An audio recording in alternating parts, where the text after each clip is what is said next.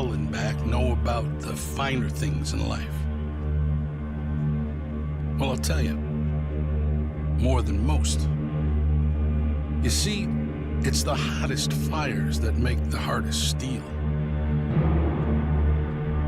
Add hard work and conviction, and the know-how that runs generations deep in every last one of us. That's who we are. That's our story. Now, it's probably not the one you've been reading in papers, the one being written by folks who've never even been here and don't know what we're capable of. Because when it comes to luxury, it's as much about where it's from as who it's for. Now, we're from America, but this isn't New York City, or the Windy City, or Sin City, and we're certainly no one's Emerald City.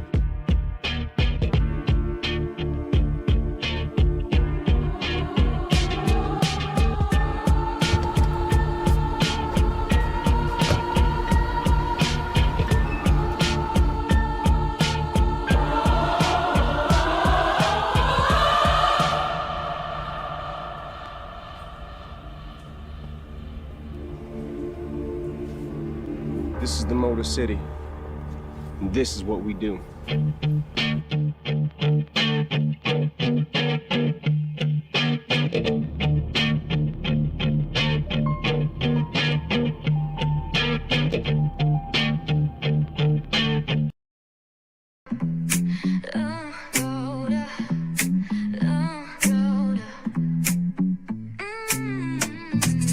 Lights go low, the city goes high.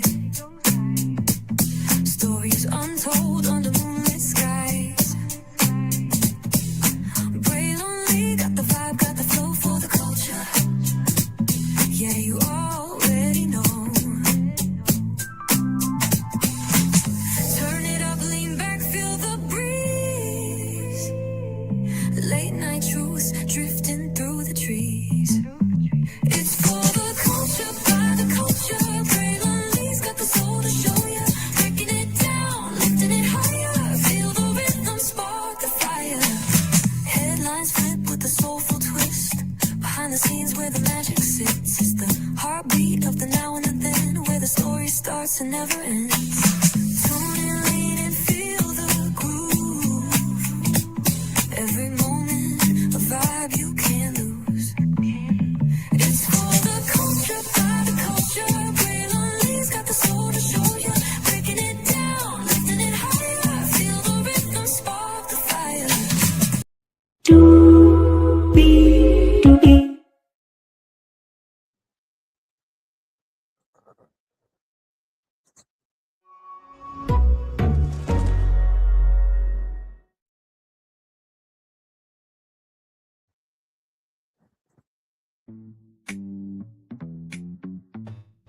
Well, hello to the 13 people that were here, 12 people, 10 people now. Welcome in. Glad to have all you here for another edition of Ray to Love Detroit. In the words of the Cheetah Girls, it's gonna be over. And I ain't know this is the saddest thing I ever know. How can I let the sweetest of dreams slip away? And I'm afraid the hurt is here to stay. I don't want this show to end, damn it. Gigi, what's good with it? Next week's the finale. What child. is good? What's good, family? Oh my gosh, listen. I don't know if I want to punch the ball, throw some shit, sip some tea, maybe a little tequila. This episode had me in so many different feelings. Like, I just, goodness gracious. Oh, goodness gracious. That's all I can say. You know what? I don't want it to come to an end, but I'm glad somebody's journey ended. Oh, Because, well, okay. Then tell me how yeah, you feel yeah. then. Okay. accountability was not accessible for her, evidently. Ooh, all righty. Well, with that being said, higher is waiting, lower is available. But either way, we gotta go on tour. Hey, everybody, we up in here. Q will be here in a little bit as well. Myself and of course the lovely gifted and the beautiful DG9 is in the building with us as well. I wanted to give you guys some good news. So last week's show, as you guys know, was episode 10. I just want to show y'all this. This is what y'all did last week. And like I said, you never know who really is watching, so I want to pull this up for you guys real quick here. So this was last week's episode right here. So 356 views and 9 likes, okay? And then as we go down from Chef Blonde Exquisite Taste, best real content regarding this show, respect, clink emoji, peace and love, heart emoji, and fire emoji. And you know, listen, we do what we can, and you know, we have a very good crew over here. And as our anthem says, just because we're not being seen by everybody doesn't mean we're not being seen by who needs to see us. And thank you for that. So yes, indeed. Thank you, thank everybody who, because we a hard work over here. Go ahead, Gigi, with your commentary. No, I was just saying, thank you. I was thanking them with you. Yeah, you're absolutely right. Listen, we can't do this without you guys, but listen, we can still do it because this is what we do. Yes. But you guys definitely make the show more exciting. We love it when you guys come in, when you're in the comments, and when you pop up. Like, y'all can come up anytime because we like to hear what y'all have to say too, because not everybody's opinions are going to align with ours, but honestly, we're going to keep it 100 and keep it a buck. So if anybody has anything you want to add on, or you feel differently about, we accept opinions. Like, we are not opposed to it, but we absolutely love y'all and thank you. Yes, because because when I saw this comment, I'm like, wait a minute, somebody actually like watches. Like, whenever you're doing content creation, shout out to the 23 people that were here. Thank y'all for coming through. Whenever you're doing content creation, it's almost really in a bubble. And you don't know if you're hitting until you get something like this. Now, it could have said, this is real content regarding this show. But best real content regarding this show? Come on now. Thank you, Chef Blonde Exquisite Taste. Much love to you.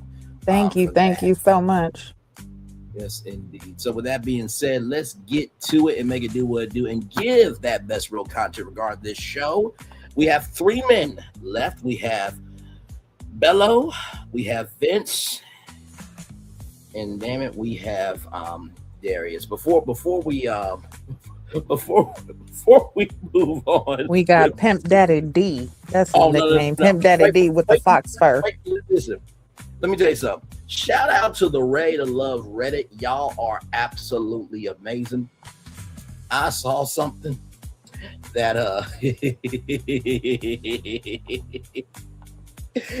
Darius ain't gonna like this, but I don't give a damn or ish about it.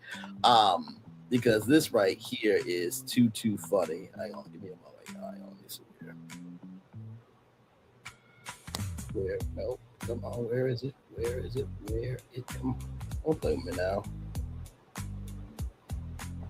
All right, here. Okay. Now this movie is not real. Okay. This movie's not real. Okay, so here it is. Here, y'all ready?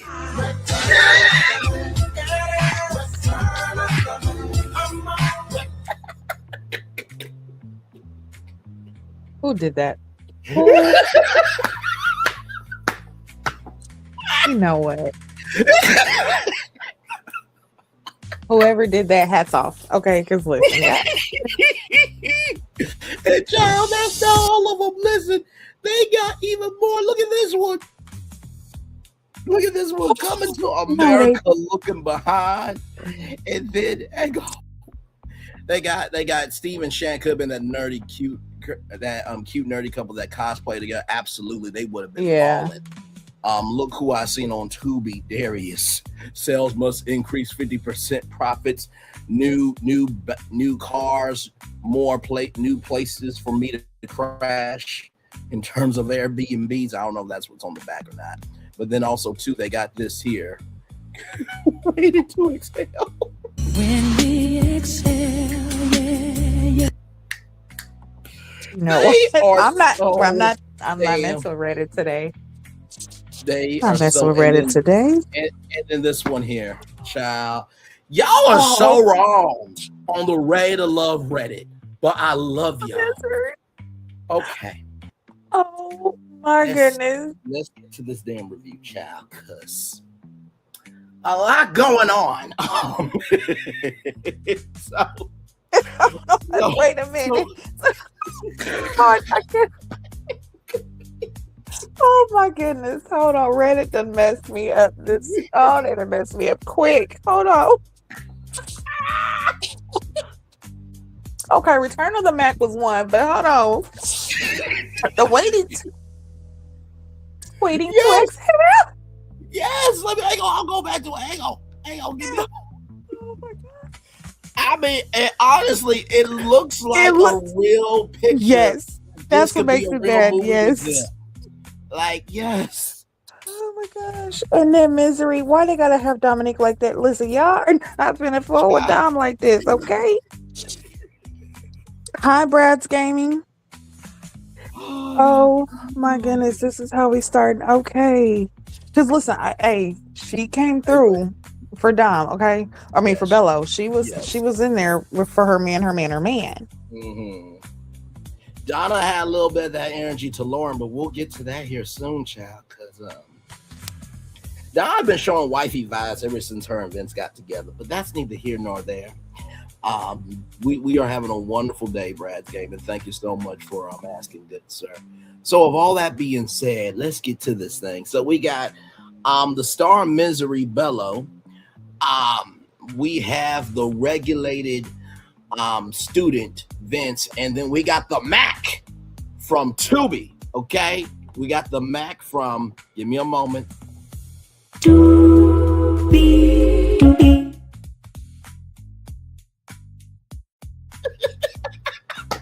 We got them all in here. Okay, so this is the final men's lounge with nephew Tommy.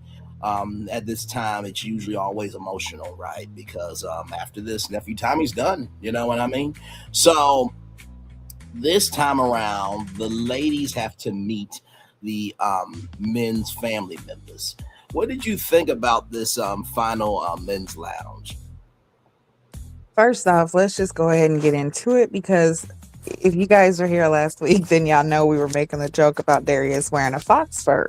Yes. He at the time did not have on a fox fur, but it just so happened that he wanted to come in with this fox fur this week.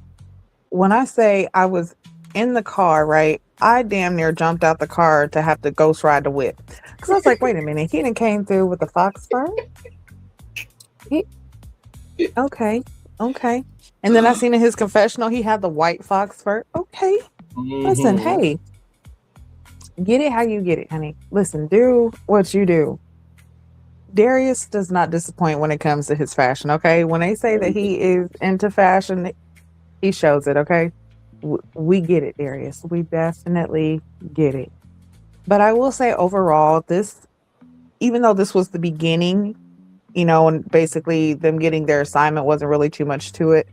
Right. Showing these three guys out of all the ones who were there, I say that it speaks volumes because honestly, just like what we've seen on Reddit, I feel like Steven would have been a better candidate to be there than, well, all of them are actually pretty good. I ain't gonna, I guess they're okay. They've had strong connections throughout the entire time, but yes. I mean, I don't know. I guess I would have liked to see Steven and maybe Shannon get together, or even Steven and Ashante. Like I felt like there was a better connection for them.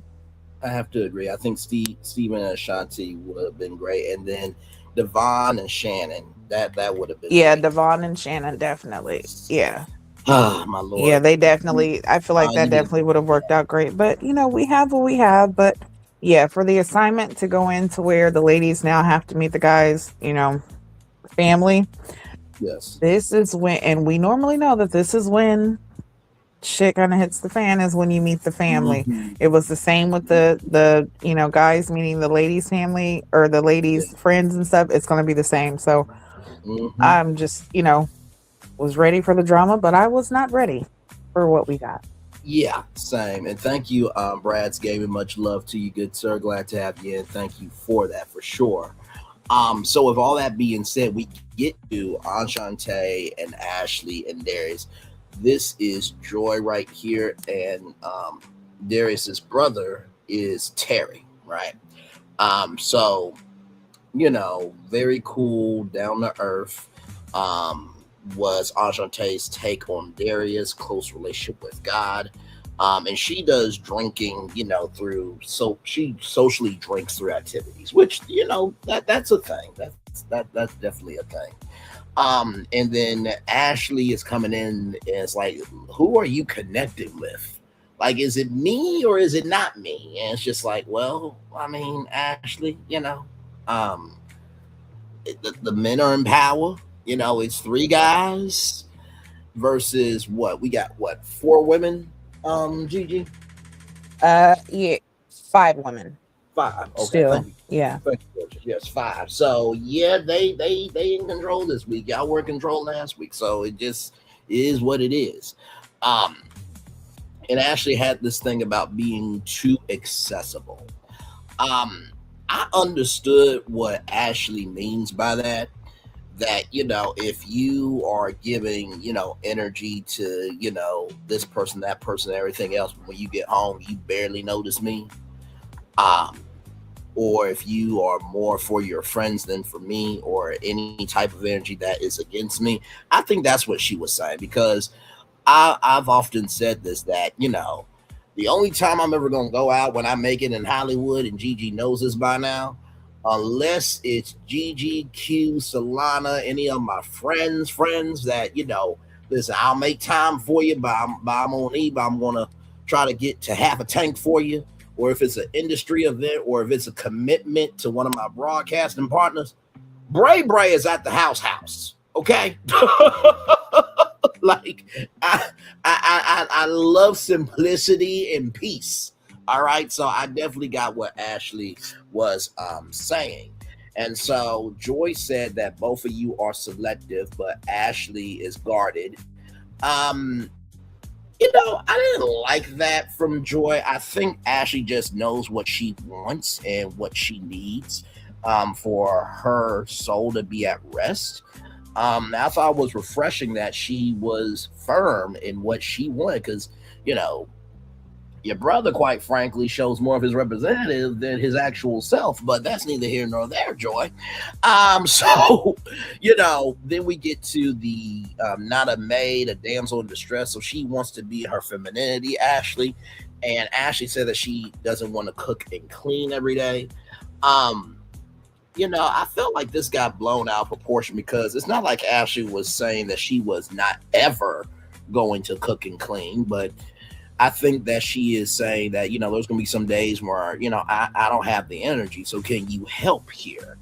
I'm supposed to be your helpmate, and you're the lead if you're thinking about traditional roles. But at this point, everybody's doing everything for themselves anyway. So, Darius can cook and clean as well. So I think that's where Ashley was coming from. And then Ashley, child, you didn't make the church as mad as Drewski did, but child, I think you might have got some Christians heated, and there's some heat coming up on the back of their necks, because you said, I quote, there are some men that use Bible verses but don't execute. I'm like, good damn. She said that from her belly. Not her belly, not her belly, her belly. And then, there's a roadblock, to figure out how to navigate to the next step, because there's this ageism thing. There's an age gap between them. And Joy and Terry said that Ashante is the best fit and Ashley is loyal, but they'll clash. I don't think Ashley's being unreasonable here. I think it is coming off unreasonable because Darius may have never had to have somebody with those standards or requirements in his life before, because he's been able to be on cruise control to do what he wants to do. and not invest in energy that he needs to be able to invest into a relationship. Gigi, over to you for your take on all this. So yeah, I agree with a lot of what you said, and just to kind of add to what you said, like when it came to Ashante or Ashley talking about being too accessible, because I think that was also Joy talking about like him having a business and being, Yeah, and networking and stuff like that. That is understandable, but still, I feel like Ashley was also saying like networking's fine, running a business is fine, but you should also know how to have respectful boundaries and hours. There should be no reason why you have a female that you're networking with calling you after midnight and you are talking about other things besides work. Or, you're talking about personal things with someone else that is not your mate.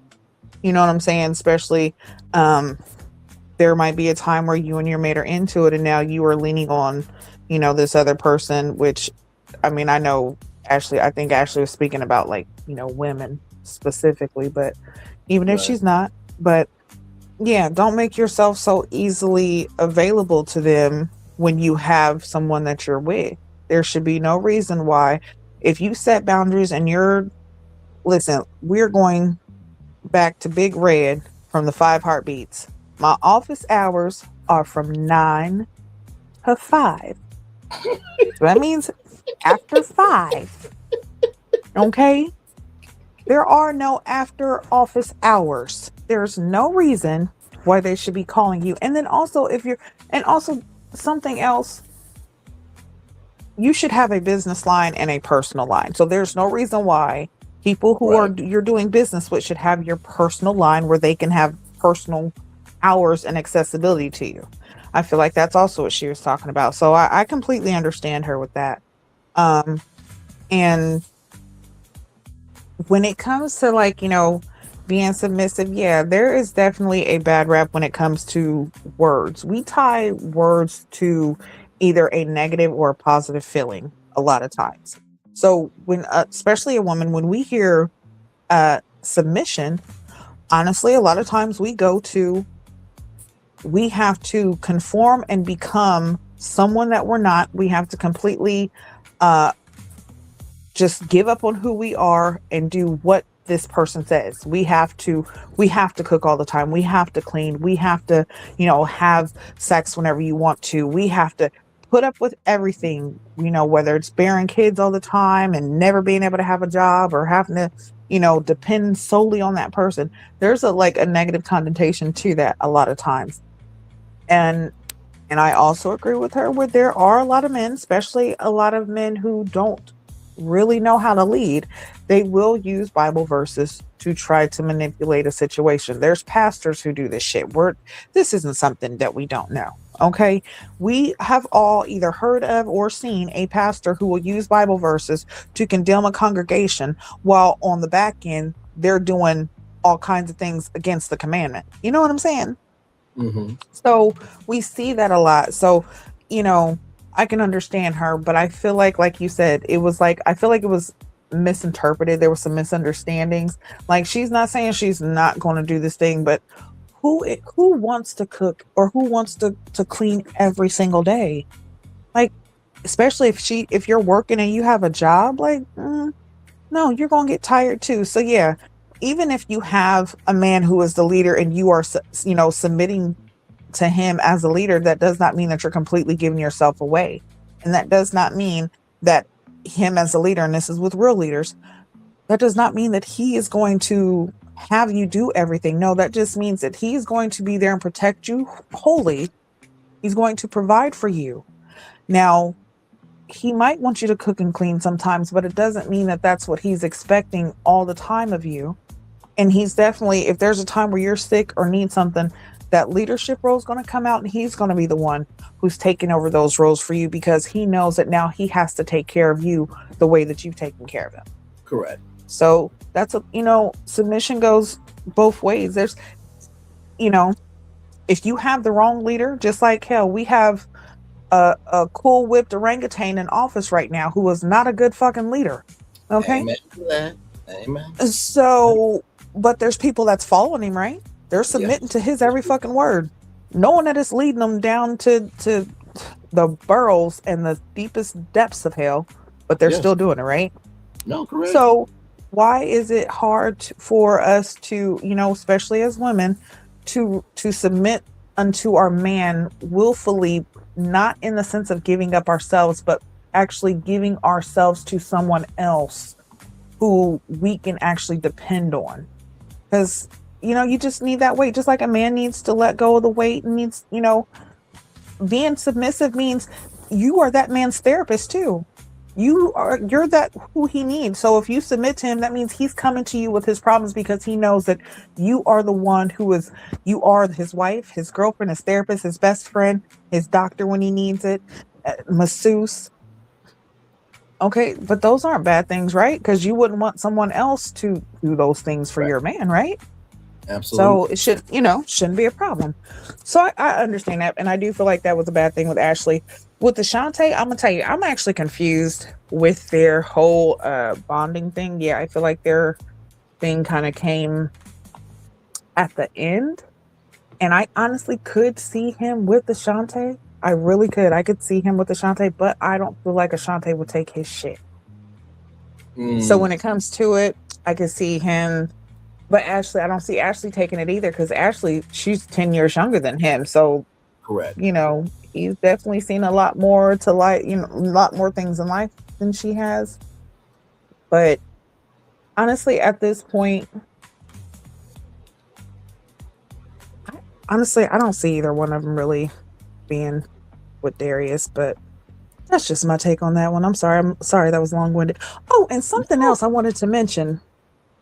Did anybody notice how when Ashley came, Darius made sure to give her those flowers, right? Yes.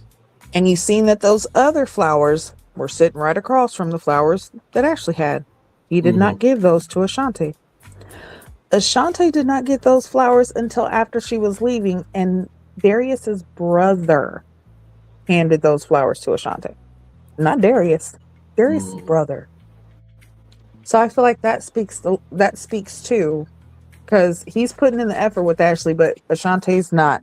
So that's why I was like, I'm kind of confused with like their whole connection. But sorry, that was long winded. But yeah, there we go. Oh, listen, from one long-winded person to another, you good over here? No, I feel like everything you said is right on point. To me, I think the fact that Darius has gotten to this point in the competition, it is what it is.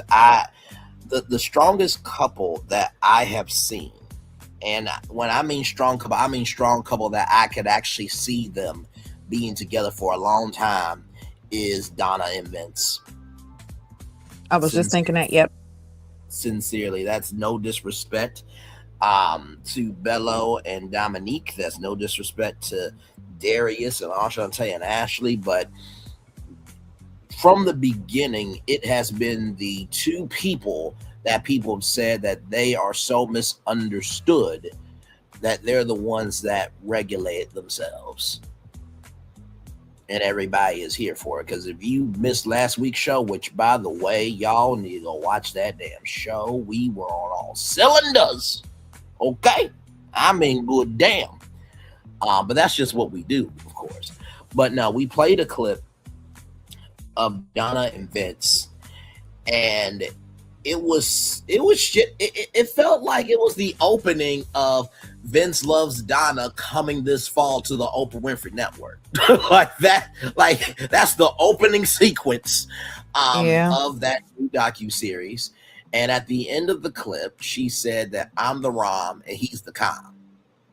Like, come on. Like that's the tagline of the show. Donna loves Vince. I'm the Rom and he's the Com. That's the show you need to pick up. Not that other fucking dumbass piece of shit show that's a waste of life. That shit. What are y'all doing at home? No one asked for that. That other said show. Child, just. I'm gonna just put it like this on. Why would you pick up a reality show from somebody who said they were done with reality TV?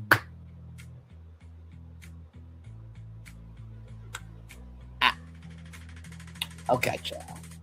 Okay. All right. Moving on. I just I literally gave the game plan to y'all this week of what y'all could do for Ray Love. Like we joke about it here and there. Actually, we joke about it all the time on our after show reviews. But for like the first time ever on, like I literally did a whole live on it because Blink 49 Studios, for those of you who don't know, acquired Lighthearted Entertainment. And so I, messaged Q and Gigi and Solana about it. And I said that this is a huge development. You guys have more than enough from this universe to start spinoffs. And it's just like, why are you approving something that no one asked for when you have a whole franchise here that's just waiting to be shot to the moon? But, so just,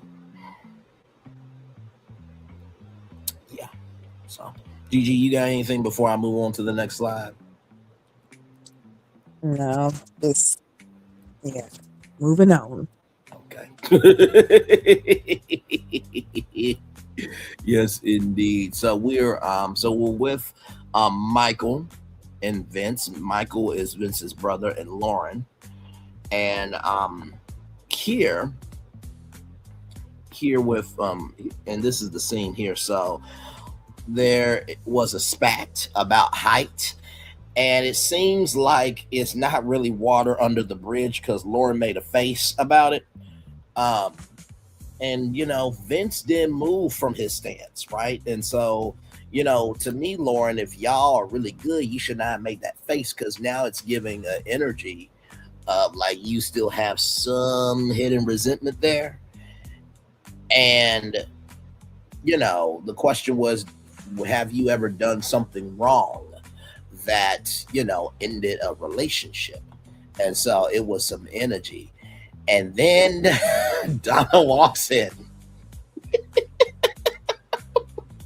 Child, the confessional with Donna and Lauren.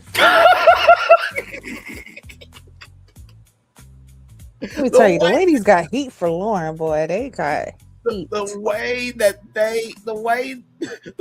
Donna turned her head, like, bitch, what are you doing here with my husband? And Donna was so real. She said, I forgot that Vince had other connections.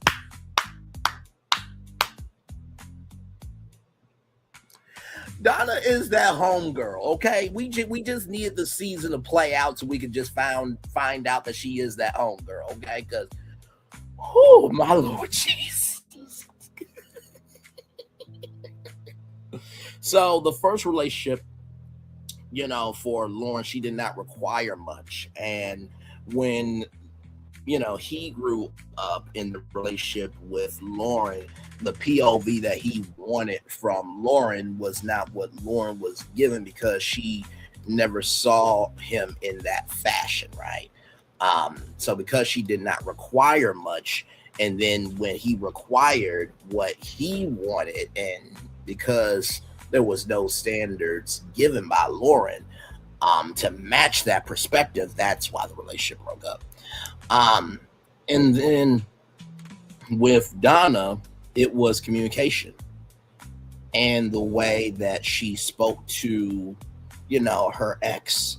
And she said that she had to heal herself with her father and how she talked with her father. And Michael really found that profound. And I thought that was profound too, because a lot of times, we always hear, men have, mama issues and daughters have daddy issues. But to see, this come to the light, and it wasn't saying I'm a bad person, it wasn't this, that, or third, it was Donna was being honest, like, my mouth got me in trouble and I had to do the work on my mouth. Like, it was healing to see that there was a mature answer to such a conversation that could have been tense. And Donna wants to be married in 2025. Well, child, it is 2026. So we're going to find out soon enough. And Donna asked, what's the one thing that could be a problem with Vince? And, it's delivery. And Donna said, how many times do I have to tell him that today is not my day? Right? That is not my day for you to get on to me. This is not the third. And Michael said, give him about 70 times. And Michael said, Lauren is kind, but she got out that question a little too easy. And Donna, she's cool, but it's that timeline. And here's the thing, right? In all of the seasons that we have reviewed it, I have never seen two people really be there for each other like Donna and Vince. And I feel like that compromise is going to be easier than the other couples, because there is definitely something there that I think this is probably the first time Vince has ever been at peace. And I don't say that to be mean to his ex that was in the exes episode or any of his exes, but there is a certain thing that a queen will do that a princess can't do. Let me say that again. There's a certain thing that a queen can do that a princess can't do. There's a certain thing that a queen can do that a princess can't do. Princes and princesses do what they want to do for attention. Kings and queens do what they need to do for a purpose. And so because Vince has felt because Vince has felt from Donna that Donna has cared for him, invested in him, and has met him where he's at, and has showcased that space of, you can be a king for me. I think he's relaxed to know that when the end of the road comes, I don't know what the end of the road is going to be, but I got the best person to handle whatever the road, has for us down the line. I know that was a little jumbled at the end, everybody, but with that being said, Gigi, what do you think of this scene here? So this one really here, let me tell you, see, it already got me messed up with my words. So I think, let's start with Lauren. When asked about, the conversation that was had between Vince and her friends, and she tried to play it off like, oh, well, they asked if he was 6'2", and he kind of asked, why are you asking that? Because they asked really, and it's like, well, and his brother's like, well, did they not believe him? And she's like, no, it's not that. And it's like, yeah, that's exactly what it was.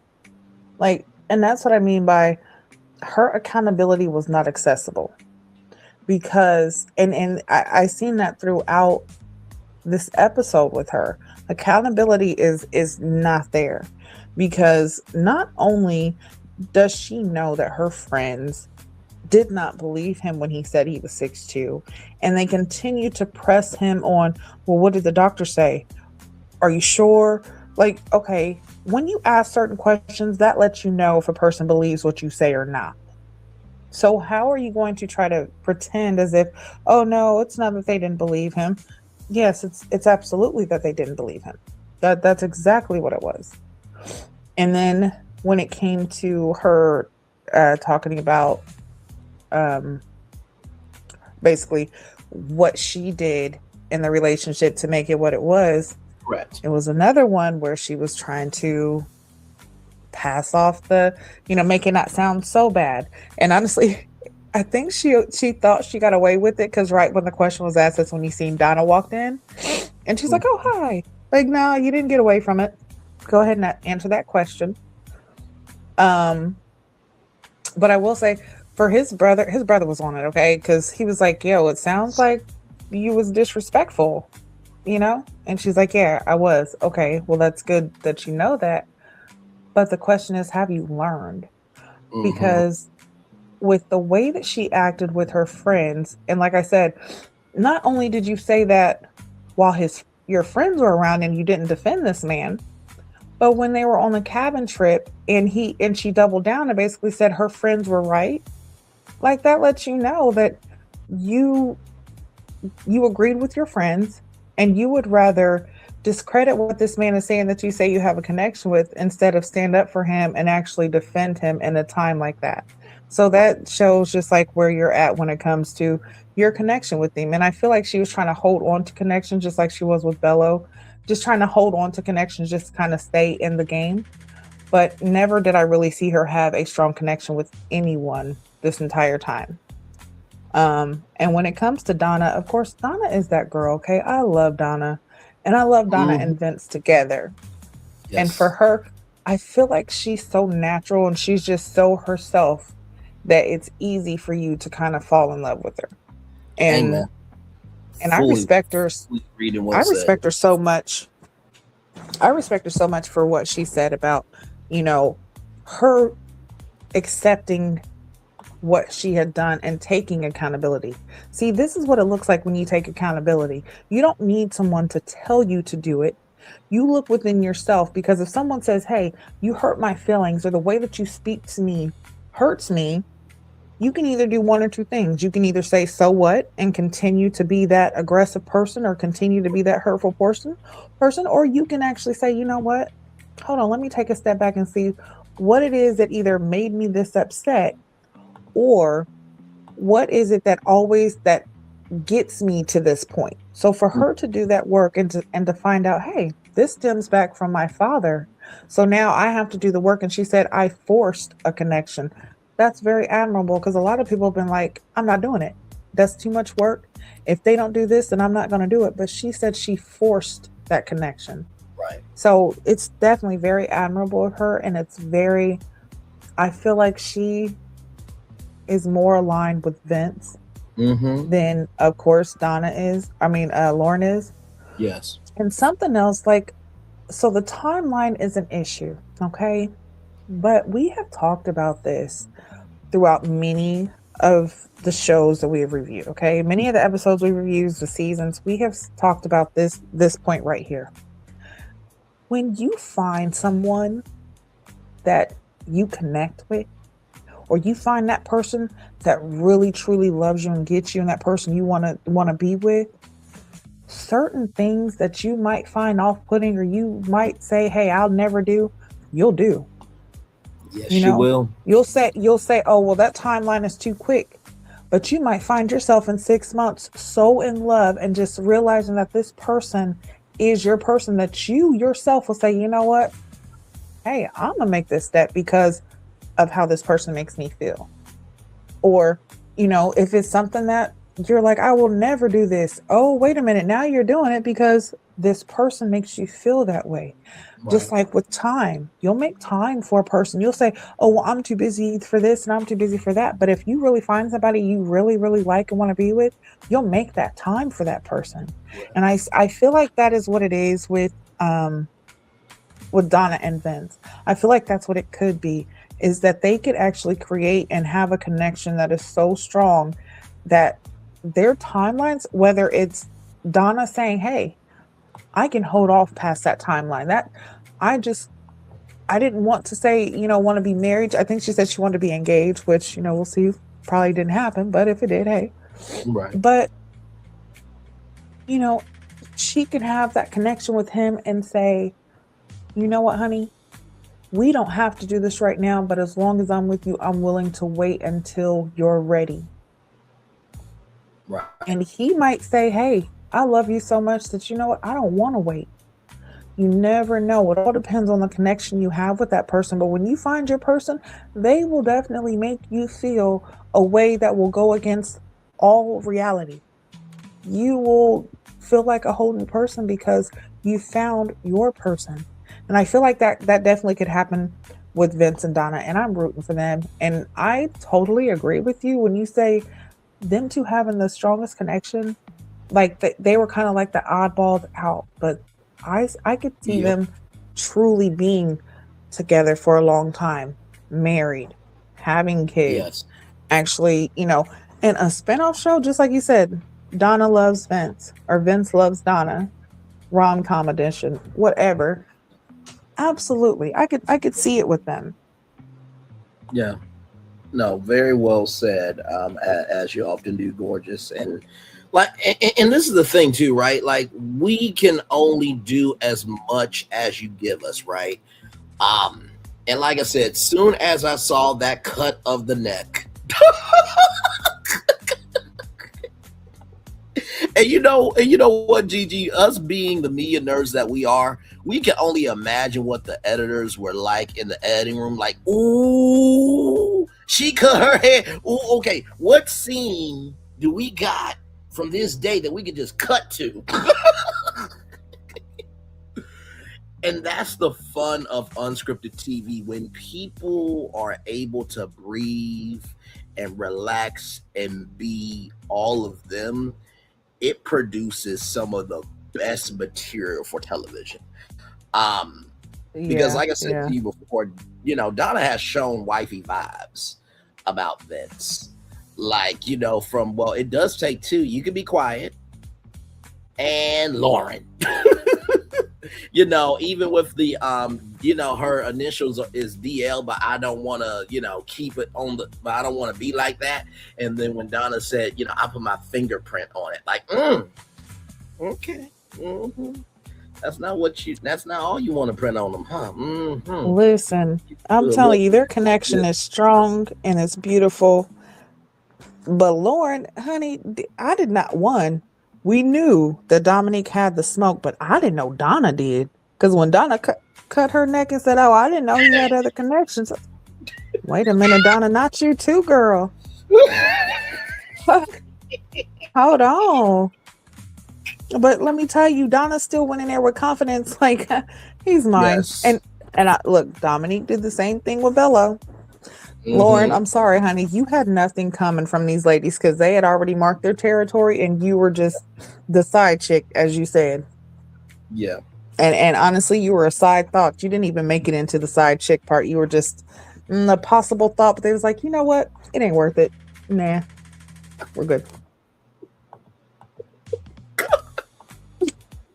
Well, with all that being said, I am choked right now, everybody. Or no, it's flabbermachoked. That's what it is, flabbermachoked. With that being said, let's keep going here. Oh Lord, the Bello and Ashante. I really have to collect myself mentally right now. So with Bello and Ashante and Freeze, that is Bello's brother. So Ashante, Lauren, and Dominique are all there, right? So Ashante talks about literature and, of course, have you seen the new baby? And, Bello's only been down there like one time. And so Bello says, maybe we'll go for your birthday. And I think it was Freeze's birthday that he was talking about. And so then we get to Dominique and Lauren. Dominique has said that she has met her person. Lauren says she was not satisfied. Lauren rather said about Bello that, he's never satisfied. He's shooting for more. And that she's a multiplier. He's a multiplier and wants to build an empire. And, Dominique brought up something from the lounge, which lounge rules is what goes on in the lounge stays in the lounge. But brought up the fact that, Bello doesn't really seem like a connection because on the vacation, Bello's energy switched. And so when it came to, how has the connections developed so far, Bello with Dominique, she said that Bello's met mom and dad loves him. Well, Dominique, it looks like your dad's got a problem with one thing with Bello, but we'll get to that here in a little bit. But with that being said, there was a question that Lauren asked. Do you still feel like you and me have a connection? And Bello said, yes, that's why you're here. And I know that Gigi said what she said, right? That her accountability wasn't accessible, right? But I do remember something that Q said about the gaslighting part, right? If you are already kissing her and you're showing investment in her, this, that, and third, even though it's a competition, even though you have free will to choose what you want, I think it would have been the right thing to say that, listen, I've chosen Dominique and not brought Lauren on the day, because I didn't think it was wrong of Lauren to ask that question out loud, because you're not going to be playing in my face when you've already chosen somebody. So then, Agree. no, for sure. So Dominique, she got up and she said that, I'm not going to be played in my face about, how you feel about Bello. Or it's like, no, she's got the right to feel how she feels, because Dominique, you know what it is. You got her. So you feeling away when you've been able to feel and be with and all that stuff with him. No, she's got the right. Y'all are both in this experience. It's not just you. Now here's the thing, right? Freeze said that, Ashante is nice and fits what you want. And he said that he liked Lauren being peaceful, right? And that Lauren seems to be able to have a compass to know what direction to go. I'm paraphrasing. But I'm just going to go back to the Reddit for a minute, okay?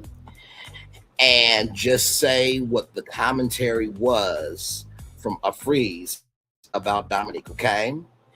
Freeze said that Dominique seems possessive and ready to throw hands with anybody that comes your way.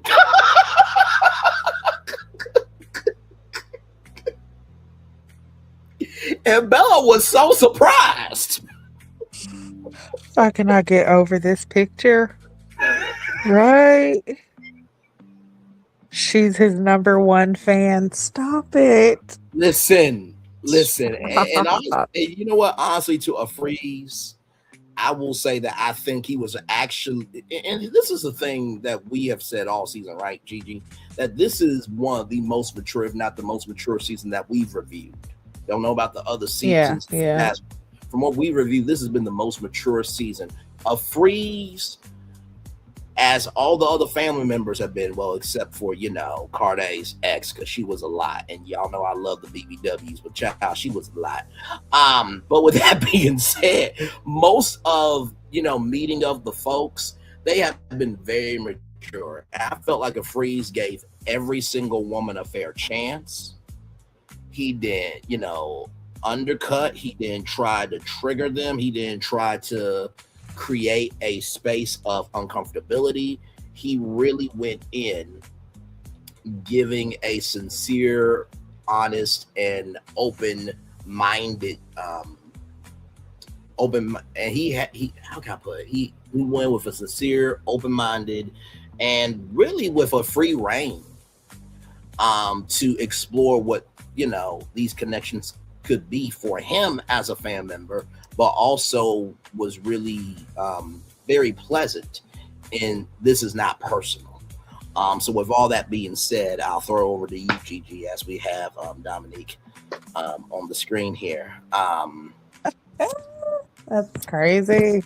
What did you think of that scene and the commentary I gave? That is one. This picture is nonsense. Like, this is crazy. But I'll start with Ashante. I feel like, again, Ashante is one of those late connections, and she even said it herself. She's a late connection. Yes. So, honestly, I kind of see her as like she was, a wild card, which I might have mentioned that before, but she's a wild card because I have not felt like she's really had any strong connections to stay, but she's made connections enough to stay. You know what I'm saying? Yeah. Even if they aren't strong. So, and we talk about it all the time, a lot of times. They will put a plant in there, and it's very possible that she could be one. Not saying that she is, but it's very possible because sometimes you have to have a plant stay around, and it might not make sense. And you're like, wait a minute, why is this person here when they don't have a connection? Well, sometimes that's why. But it really could just be like, hey, just like Darius said, the tortoise and the hare, this is one of those situations where she's just late to the party, but that doesn't mean that her connection hasn't been made and strong enough to solidify something moving forward in the future. Correct. But I feel like Bello's brother definitely did go in with a very open-minded observation. He was not being judgmental. He was definitely coming in with sincere, like, questions. He was asking, not just stuff that, you know, for his brother, but like you said, things that could possibly, you know, he could see as a person that's his sister-in-law. Like, you know, could he see this person being in his life as well as just, you know, as well as his brother's life? So, definitely liked his questions. But again, like I said, him and Ashante, Bello and Ashante, I really don't see the connection. I could still see them being like homies. Like, you know what I'm saying? Like really good friends, hang out, chill. But as far as a relationship, I mean, they kind of do look cute together sitting there. They do, but they look more like a business partnership, you know? But, yeah. And then moving on to Dominique and Lauren. Lord have mercy. Lord have mercy. I said, Lord have mercy. Ooh, Lord. Let me tell you, honey. Oh, goodness gracious. So, we didn't already said Dominique came in with my man energy, okay? She was there for it. He was there for it. But he was gaslighting the fuck out of Lauren, which I don't understand why he even brought her on the date because, one, and one, I don't know why she went. Because after the ladies' lounge, what you said, there was no reason for you to continue that on. But I guess that was her way of having closure. You know, going and seeing like, hey, maybe I was wrong. Let's see if something is there.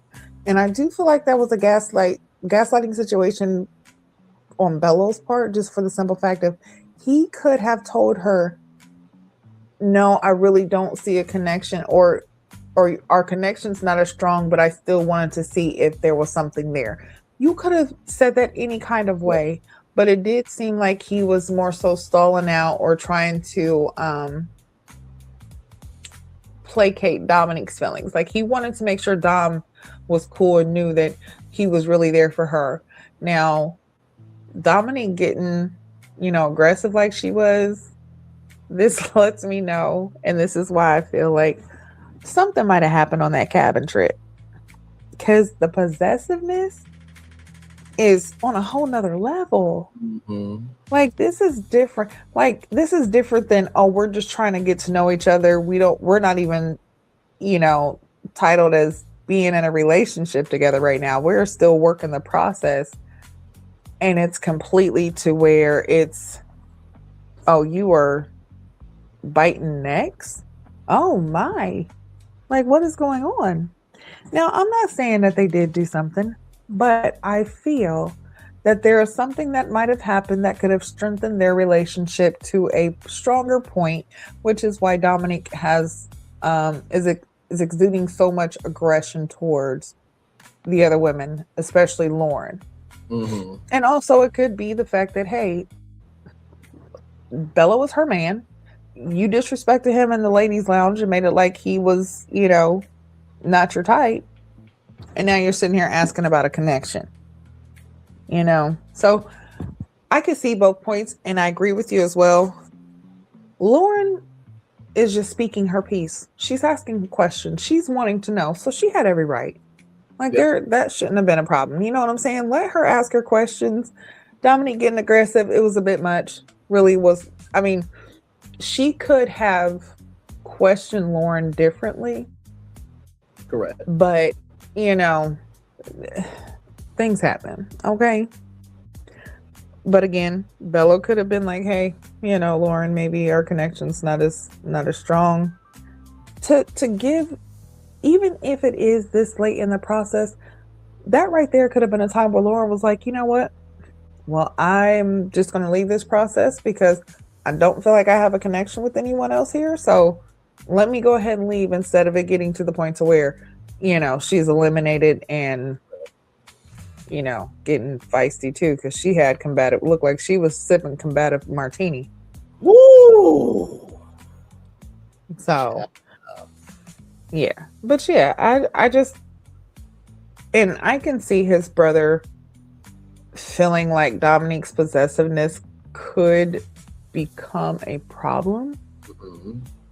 But then again, Bello said that Dominique's familiar, so this might be the type of personality he's used to. And some people feel like when you have that kind of aggression towards them, that is love, like that's your way of showing love to them. So this could be his love language. We really don't know. Like That's very this true. could really just be what he likes, which is why he's like he can't really say too much around Dominique because that's his woman, his woman, his woman. Yes. So And great commentary as always. I fully agree with everything you're saying because when the brother said that, he was playful with it. You know what I mean? He wasn't saying like, okay, now listen, I don't know Dominique, but she might cut me because I'm your brother. He didn't do that. You know what I mean? He said with some love, grace, and space, as we often say around here. And I will agree with you that when it came to, Lauren, I think it would have been better to self-eliminate because she definitely did have some Kabav gin. So the person that has made Kabav coffee now has Kabav spirit. So congratulations on elevating in 2026. Absolutely. We love Black excellence around here. Yes, we do. Amen. that's funny. Combative spirits in a liquor store near you.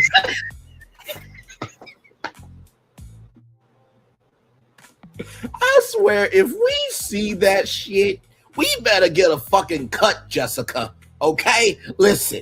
Or at least send us something for free, damn it. Or if we ever meet in real life and do a podcast, it's like, you guys have been saying combative coffee and combative spirits and combative clothing and everything else. So I got y'all a combative gift set because y'all really got me a bag. Well, we do support our own over here. We do.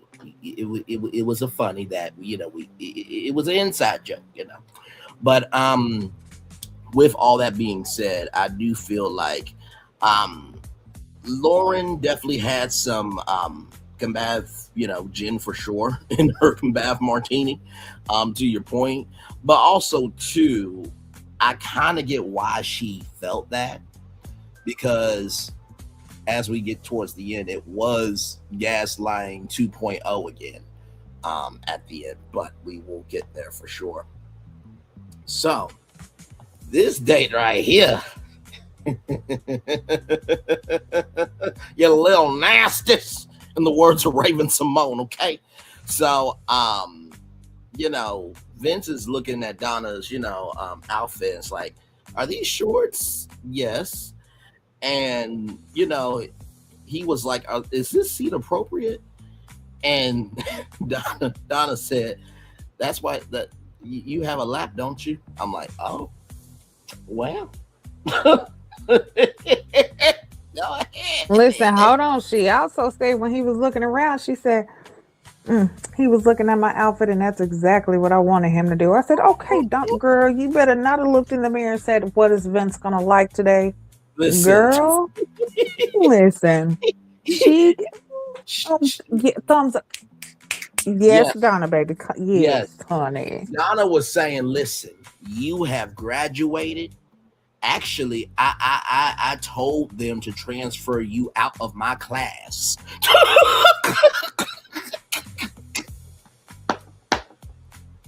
So we can spend time together because I don't want you in class because you temptation. That's basically what she's saying. Moving on, child. Very well done, Gigi, with that additional point for sure. So, it's see-through as well. And so they have this conversation, right, about, Vince not being as romantic as Donna wants him to be. But, Vince can change. And the biggest thing that happened from this conversation was Donna asked, what could I do to be better? And Vince said, rely on who he is and his heart. I will say Vince has come a very long way. But also to Vince, you gotta remember, and as I'm saying this to you, I'm saying this to myself because we're kind of the same, except I think I have a lot more refinement than you, Vince. Just keeping it up, brother. Because we gotta go back to the dig tile, okay? You said that, okay? You said the dig pose, okay? So listen, you just blunt with it. But I will say this: even in your delivery, doesn't mean that your heart is going to be seen. Let me say that 2 more times. Even in your delivery doesn't mean your heart's always going to be seen. Even in your delivery, sometimes your heart is not always going to be seen. So your delivery is going to be your delivery, sometimes to the point where they're not going to be able to see that heart. And you need to recognize that emotionality of just because you have heart doesn't mean you can just deliver anything out of your mouth. That far be it from me to give an opinion, but you're on national television. I'm talking about you, bro. And then as they got to that healing, hang on, get back up here. Okay. Hey, Q, welcome in, good sir. Glad to have you here. Welcome in. We're on family. Welcome in, good sir. What's going on, fam? What's going on? What's going on, good Yeah, sir? if you want, we can actually go back so you can give your takes on the what's been happened so far up until now. Which Absolutely. Honestly, I feel like this since we're down to like the last few people, like the episode went a little bit quicker this time. So yeah, if you want us to go back, because we definitely want to know your take on how you felt about everything. Absolutely. Let's go back. I gotta take. You know what I'm saying? I gotta get up my chest. Okay. Do you want to go back now? Do you want me to go ahead and finish this out? Let's go ahead and go back before we get to Donna and them. But you have to show Q the Reddit. Oh yes. Okay. So Q, this is for you, brother. You ready for this? Now shout out to the Reddit, love Reddit, because they have a good time over here. Hang on, let me go back to that one. Hang on real quick here. Oh no, that's not what I want to do. Oh, come on. Okay, so I got that one. Before that, though, I wanted to show you this, Q, because we've been working over here. I wanted you to see this comment here from Chef Blondie, Exquisite Taste. Best real content regarding this show. Respect, clink emoji, peace and love, heart and fire emoji. And then last week, 9 likes, 356 views. So I want you to know about that first before the Reddit, because Reddit, why are you like this? Okay, so here we go. Let me go back here. Come on. Okay, here we go. You ready? Here we go, Q.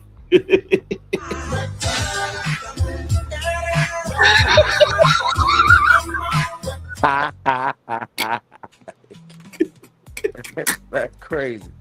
The Mac 2, Return of the Mac. And then we have Darius and Ashley coming to America 4. Coming soon. And then we have Steve and Shannon Goodman, that cute nerdy couple that cosplay together. And hopefully they will be doing that. Then we have sales must increase 50%, profits equals new cars and new Airbnbs for me to rent from. And then, of course, now we didn't know that this move was coming, but Waiting to Exhale, edition is coming, as you can see there. So you got Dominique and Shannon and Ashley and Daphne there. And then you have this one right here, Misery, starring Dominique and Bello. So yeah, that's what's going on Reddit. I thoroughly enjoyed that. I really did. That was great. that was great. Crazy work, right? Crazy work. By the time everybody pick up on the vibe, you know what I'm saying? They should have been doing that. The internet just not catching up to it. Listen. No. So that is everything going on Reddit. So do you want me to start from the? No, go ahead, Q. Oh, go ahead, brother. Go ahead. I was just gonna say, so the gentleman's lounge was just the assignment. But I'll show you the pic here just to catch you up with what's going on. So Bello, Vince, and the Mac right there. Darius and his fox fur for real this week. Yes, so That man had a whole rug on. What's it? Man got a Persian rug. Man got a Persian rug. listen. Hey, hold on, but wait a minute. In Coming to America, didn't he have on a fox fur too? Yes, he did have a fur. Yes, he did. That was crazy. So yes, indeed. So this was the final gentleman's lounge with Nephew Tommy. Man, it's crazy. No, that was the beginning one. The final one is the one at the end where they start talking about the ladies. Yep. He came for the one with the bear on. Oh gosh, not the bear. I think it was a gorilla, if I'm not mistaken. I'm gonna take that. And it wasn't a cute one. That guy was not. That guy was not cute at all, bro. I said, come on.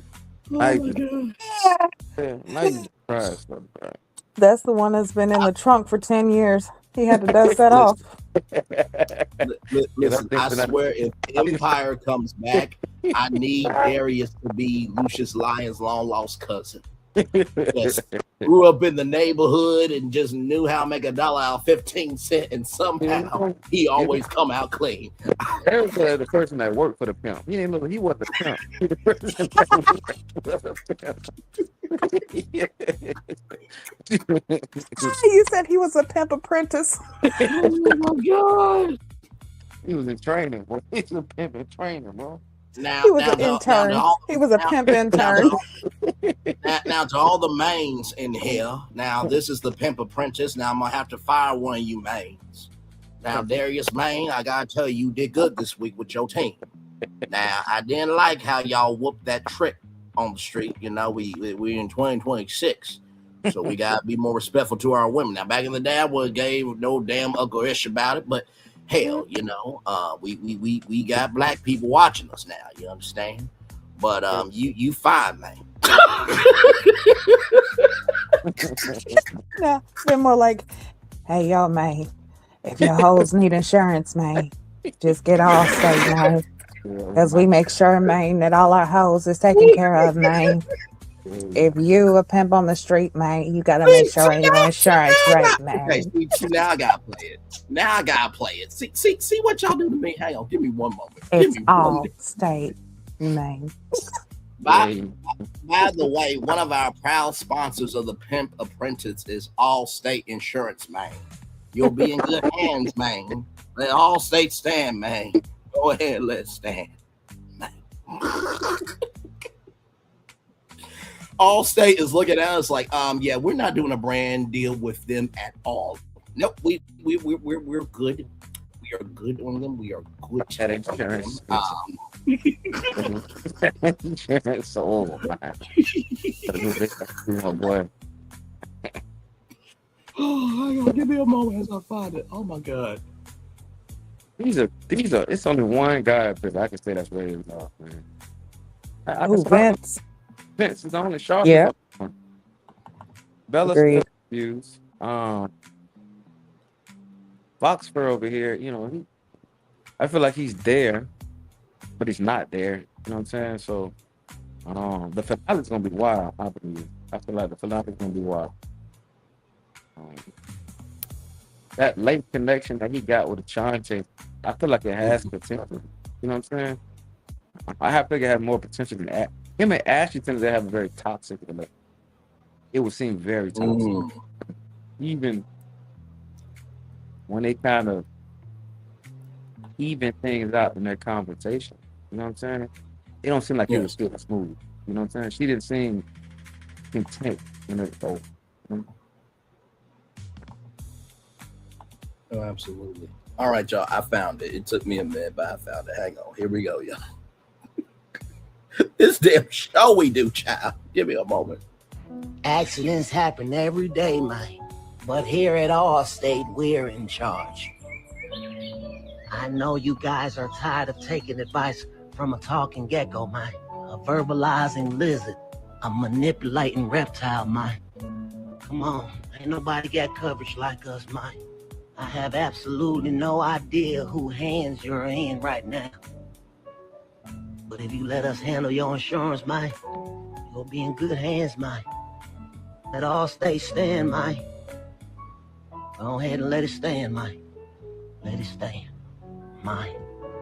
Thank you, Terrence. As always, it's Beautiful. Try- Follow all by, these it's two. hard out here for a pimp. Say that again. I said follow for it's hard out here for a pimp. Yes, indeed it is. He's trying to get the money to pay the rent. Oh my Lord Jesus. Hey, push that shit out, man. Yeah, man. That shit's crazy. But yeah, so that's all you had to say about this one. Basically, Vince seems like the most likely to really be ready to love. Yeah, I mean, it's the only one that seems authentic. You know, Mm-hmm. you really don't know what Darius is there for. You know, Yeah. you really don't know. And Bella just seemed like he's going along with the flow. I feel like Dominique got her claws dug in so deep inside of his back that he done lost himself. He done really lost himself on the show, I believe. Yeah. So then it was next. It was Vince and Lauren, and then Donna came in. What'd you think about the whole thing? First off, let's start with the accountability of his brother Michael talking to Lauren about them, having a spat or whatever, and her explaining basically her friends asking about the 6'2" situation. I felt like she was lying because we all know that her friends were distrusting of Vince and was making it out like he was lying, but she tried to sugarcoat it as if that's not what happened. What do you think? Now, first off, if I bring a family member to Ready to Love, I want to bring Vince. If my family member does not show up for me, how Vince's brother showed up for him, I really would question, your if you're there for me or not. I really believe he asked the right question. He showed up very strong. He wasn't taking no BS. You know what I'm saying? And you really got to see a part of Vince as well and why Vince is the way he is. Because his brother pretty much is the same person almost, but he's a little more direct than Vince. And I really appreciate it.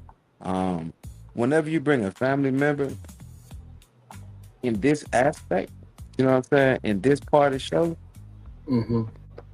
this deep into the game, this deep into the process, they got to ask those tough questions. You know what I'm saying?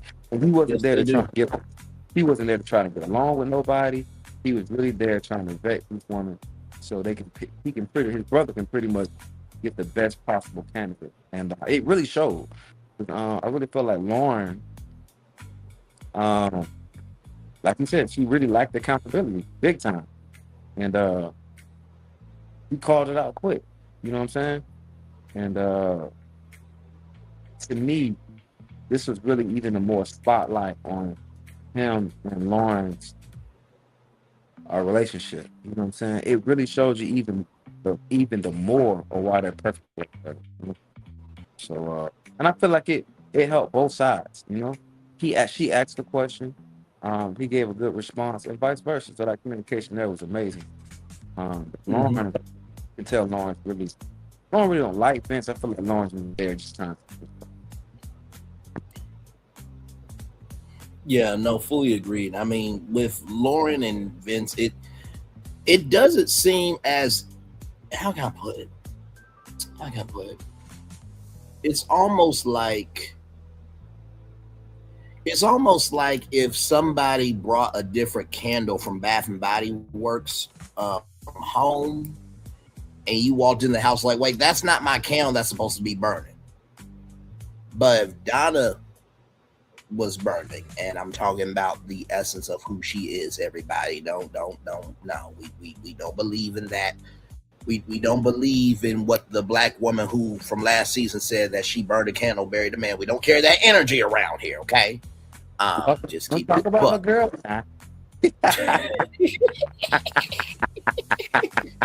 Listen, Sahara stole the show last season, didn't she? Sahara did steal the show last season. Well, now that's Sahara energy, but follow with what I'm saying, right? Because when you walk into your home, there's certain things that allow you to know that it's home.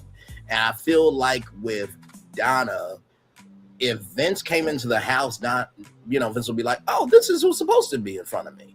Exactly. But with Lauren, it's just like, okay, no disrespect. Like, were you coming over here for a party? Like, were we supposed to have a business meeting?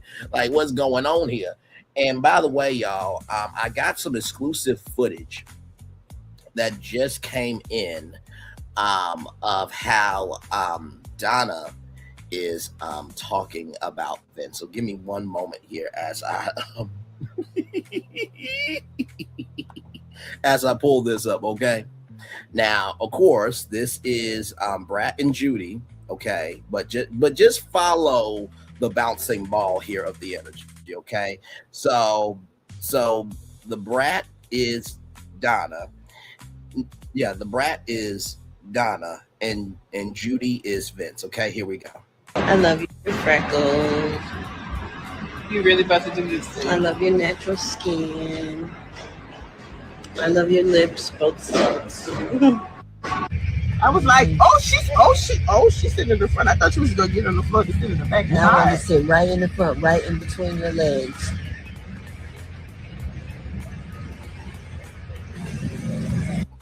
Maybe I had a dream that you were sitting on my face. Somebody, what's the next question? We're supposed to take a bath together. And we're gonna fall asleep. Not before my dessert.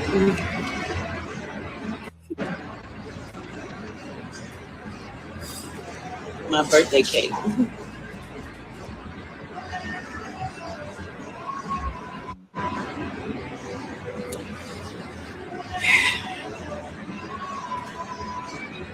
Nothing to say before. I have nothing to say.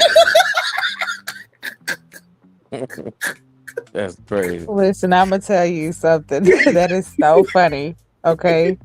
Right. Now I have never seen this clip. Okay, but I'm gonna tell you something. I swear to you, I am the Brat, and my husband is Judy because I do that shit to him all the time. You guys have no idea how many times I will say some shit and it'll be random and it'll be at a random time. We could be getting out the car and I'll say some shit and it'll be so funny his legs buckle. And I'm like, it happens all the time. He'll just have no words. Just none. Oh my gosh. That is hilarious. But yeah, that is Donna and Vince. Yeah. I am not alone in the world. No, you're not. You know, they said the Brat dated Allen Iverson for a time. She even said it. But she seemed so perfect with this girl, Judy. Like, I couldn't imagine anything else out of it. Well, that's because the Brat was always into women. But, you know, the industry made it like she had to, you know, be with men. And she was kind of like, you know, hiding it a little bit too. But yeah, when she came out and she was able to be in her own skin, shoot, Judy has been her Judy. Yeah. She can live into her in itself. It wasn't cool like that. But yeah, you could see the happiness and the joy with both of them. That I love that couple. No, absolutely. Same here. I mean, honestly, I'm still waiting for a new season of Brat Loves Judy on WeTV. And y'all know how I am about relationships. Like, that's my relationship until I get one. And of course, Klay Thompson and Megan Thee Stallion, they were recently at Dunkin' Donuts, and Klay did a look of like, damn, all that. Somebody said that Megan is a Dunkin' Donut. I'm like, you know what? Y'all play too damn much in the comment section. But then I can't really say shit because I said that mango tasted like Megan's, the squirt soda. And there's a soda named Squirt, ladies and gentlemen. I'm not just saying that. Well, to say listen, that, if Megan is the donut, then Clay is the milk. and there it is. Clay like the nap, man. Clay like the nap. Not the. He a napkin under the donut. Clay be seeming so dry sometimes, but he actually got a cool personality too, though. Hold on, did you No, say he the really napkin? He Did you? he the napkin under the donut. Oh, wait a minute. Oh my God. Oh, you said he dry, so he's the napkin. You know what? He picking up all the crumbs. I can't. Hey, Listen, that's the only way. Sometimes that's the only way to soak up the juice. Let me tell you something. Clay is enjoying that nothing but bunted cake, and it is that big bunted cake that can feed 13 people. Oh, he is enjoying. Listen, don't talk about nothing bundt cake because my husband owes me a nothing bundt cake, and I'm about to He text is his ass. enjoying the flavor of that nothing but bundt cake that's on Megan Thee Stallion. Okay? So those two Listen. relationships, Brat and Judy and Clay and Megan, are my relationships until I get one myself. Okay, You come for them, Nothing we bundt got problems. cake.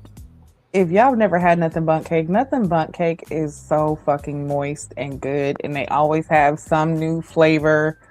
Like they got their regulars, but then they always have some other ones. Like they got the s'mores or they got the Snickers, and just so many different things. But yes, listen, them nothing bundt cakes will definitely. They crushing them. They crushing. Listen. I'm gonna tell you right now. Now y'all don't judge me, okay? Now I didn't gave in to my husband for a nothing bundt cake, okay? Listen. It was the cake was just too moist, and I was just like, you know what? Take it, just take it. It's yours. You deserve it. You deserve it. Go in the corner with your freaking damn self. Please go in the corner. You know what? For nothing but cake. Listen, for a nothing bundt cake, honey, he had all these cakes in there. I was like, hey, I'm all right. Now this is the part of the show where I say I'm the most behaved one on this show after what Gigi said, because child, I cannot.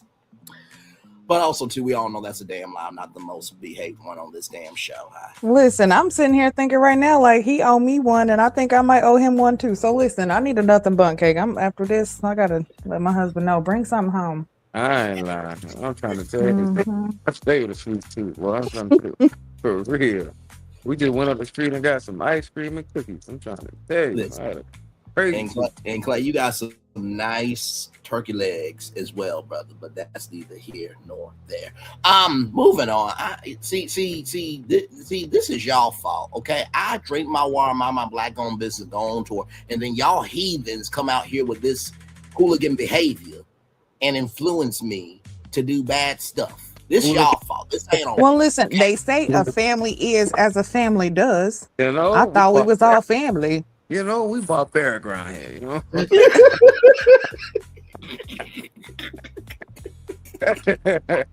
It's all good in the neighborhood, y'all. Y'all know we gotta have a little bit of a persona on this damn show, right, guys? That's good, Lord Jesus. But no, like I said, I love Brat and Judy.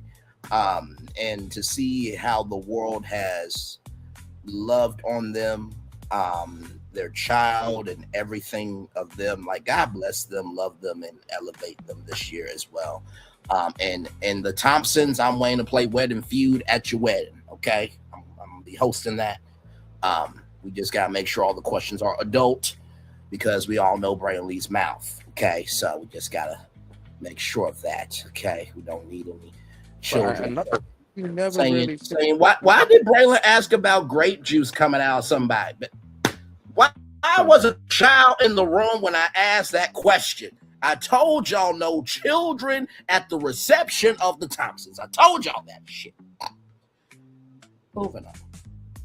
I'm telling you never see Megan Thee Stallion this happy. Never. She's ecstatic. But you know what, though? Let me tell you something. I feel like Megan would be game to play Wedding Feud. And if the question's the question, she'll give the answer what the answer needs to give. I feel like she will be game for it, for sure. But no, with all that being said, I do agree with you, Q, that it seems like Vince and Donna are the couple of the show. I was saying that scene that we saw last week could be the opening to Donna loves Vince or Vince loves Donna, and the tagline is "I'm the Ram and he's the calm." Like that could be the new docuseries on. And so, did you give all your opinions before I finish this part of the show out with this date? Yeah. Hold on, wait, because we still got the one with Darius and was it Darius and Ashley? Oh, or did we talk about that one? No, Darius you didn't get to talk about Darius and Ashley and Ashante's date with because I wanted to know, Q, if you noticed what I noticed. But I want you to give your take first, and then I want to see. But while he's looking for that, so what is your take on this date? I'll tell you, the family members really brought it this episode. They really did. His sister did a great job of, keeping her cool, but also assessing the situation, asking the question that was needed. I was kind of upset with Ashley, you know what I'm saying?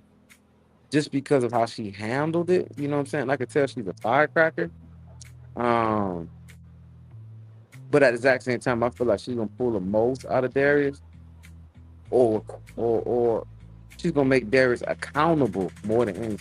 You know what I'm saying? So Ashante stood her ground. You know what I'm saying? She was just herself, and that was cool. But when they brought up the whole cooking and cleaning aspect and turning somebody into this and that, I feel like we need more context in that conversation. Because I feel like the whole submission aspect of things, he took it the wrong way. That's my take on it. Yeah, and that we definitely agreed on, because my whole thing, like when it comes to submission, words either give you a negative or a positive feeling. So when you hear the word submission, especially as a woman, that's like, oh, basically do everything he says and that's it. Like you have no life. You're just, all about him, which that's not necessarily what it means, because I was saying when you are submitting to your man or somebody that you really know or want to truly lead you, and who has the capability to do so. Let me pause. Can I pause you 1 second? I'm going to do this.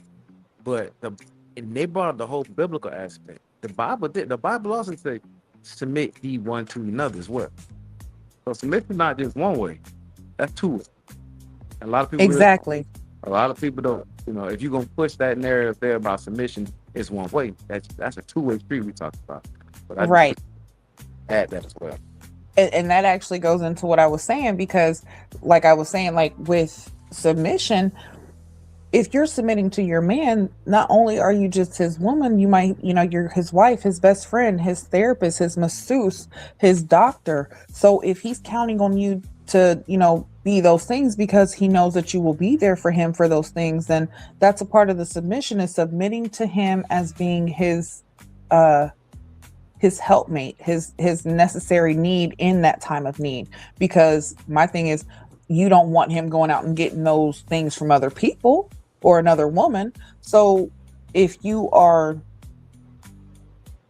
I hate using the word submitting, but if you are submitting to your man who is a leader, and who's actually doing what's right as your person, then you know what I'm saying? Like it's all good. Like that, I feel like there was a misunderstanding with what was being said, and like you said, maybe full context wasn't given. But yeah, submission is not a bad thing. Now, who you submit yourself to is the problem. Because it's not necessarily the submission itself, it's who you're submitting to, because not everybody is worthy of your submission. Like, you don't want to follow everybody, because not everybody's going to lead you, one, to salvation or to a better position than where you are. So you're not going to want to follow everyone, understandable. But when you have discernment, you will know. And that, that won't be such a problem. But something else that I had pointed out, and I wondered if you noticed, is because I feel like Ashante, she's a wild card because I really don't feel like she's really has any connections. She's made her connections late. But on the same hand, I feel like her and Darius actually could be something because of maybe where they're at in life. They might be closer to what each other needs. But in this date, you see that when Ashley came in, he gave her the flowers, right? He made sure that he himself personally put those flowers in front of Ashley, right? You see that there was another set of flowers that went untouched. It was not until Ashante left that those flowers were given to her. And it wasn't even given to her by Darius. It was given to her by his brother. So I feel like that also spoke volumes as to where Darius is with his connection between Ashante and Ashley as well.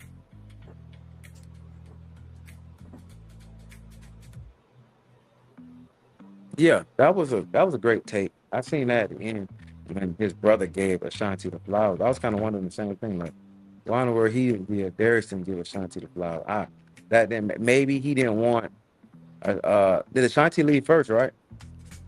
Yes, Ashante. So maybe Darius. Ashante arrived first and left first. So he could have given her those flowers first, but he didn't. Yes, he could have gave it to her. That didn't make sense. Unless he planned it that way. You know what I mean?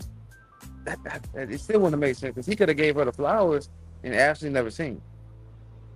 So it really didn't make. I guess that was more so of where Darius was in the process of Ashley. Like, okay, we're cool where we at, but I don't know. That was, to me, that made a bold statement, like you just said, Gigi. That made a bold statement where he was at, because it makes sense. You know what I'm saying? I'm not gonna give you the flowers. I'm gonna make sure you get the flowers. Yep.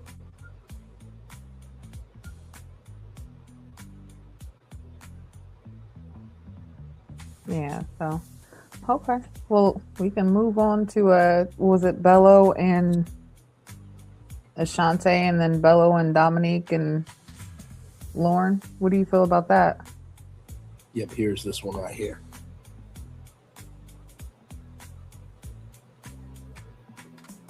So Ashante met Bello's brother, and then Dominique and Lauren met his brother. So what is your take on Ashante first?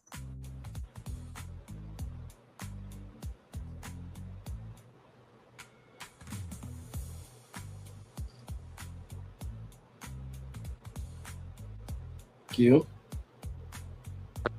She does seem like she's ready to love. Ashanti to me seems like she's ready to love. I think she would have been a great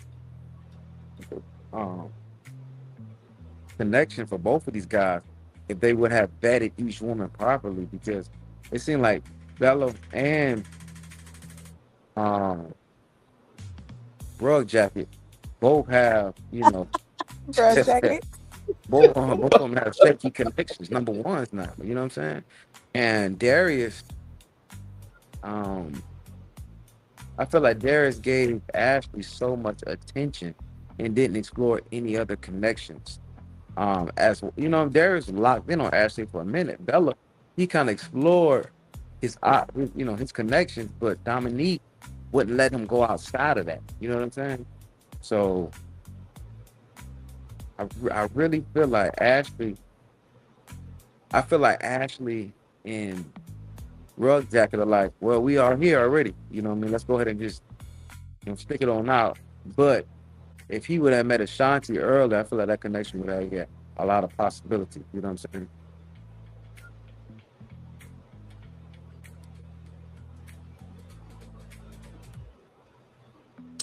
Yeah. So how do you feel about the whole situation with Lauren and Dominique? during their time meeting Bello's brother. I felt sorry for Lauren. You know what I'm saying? Because why was you even there?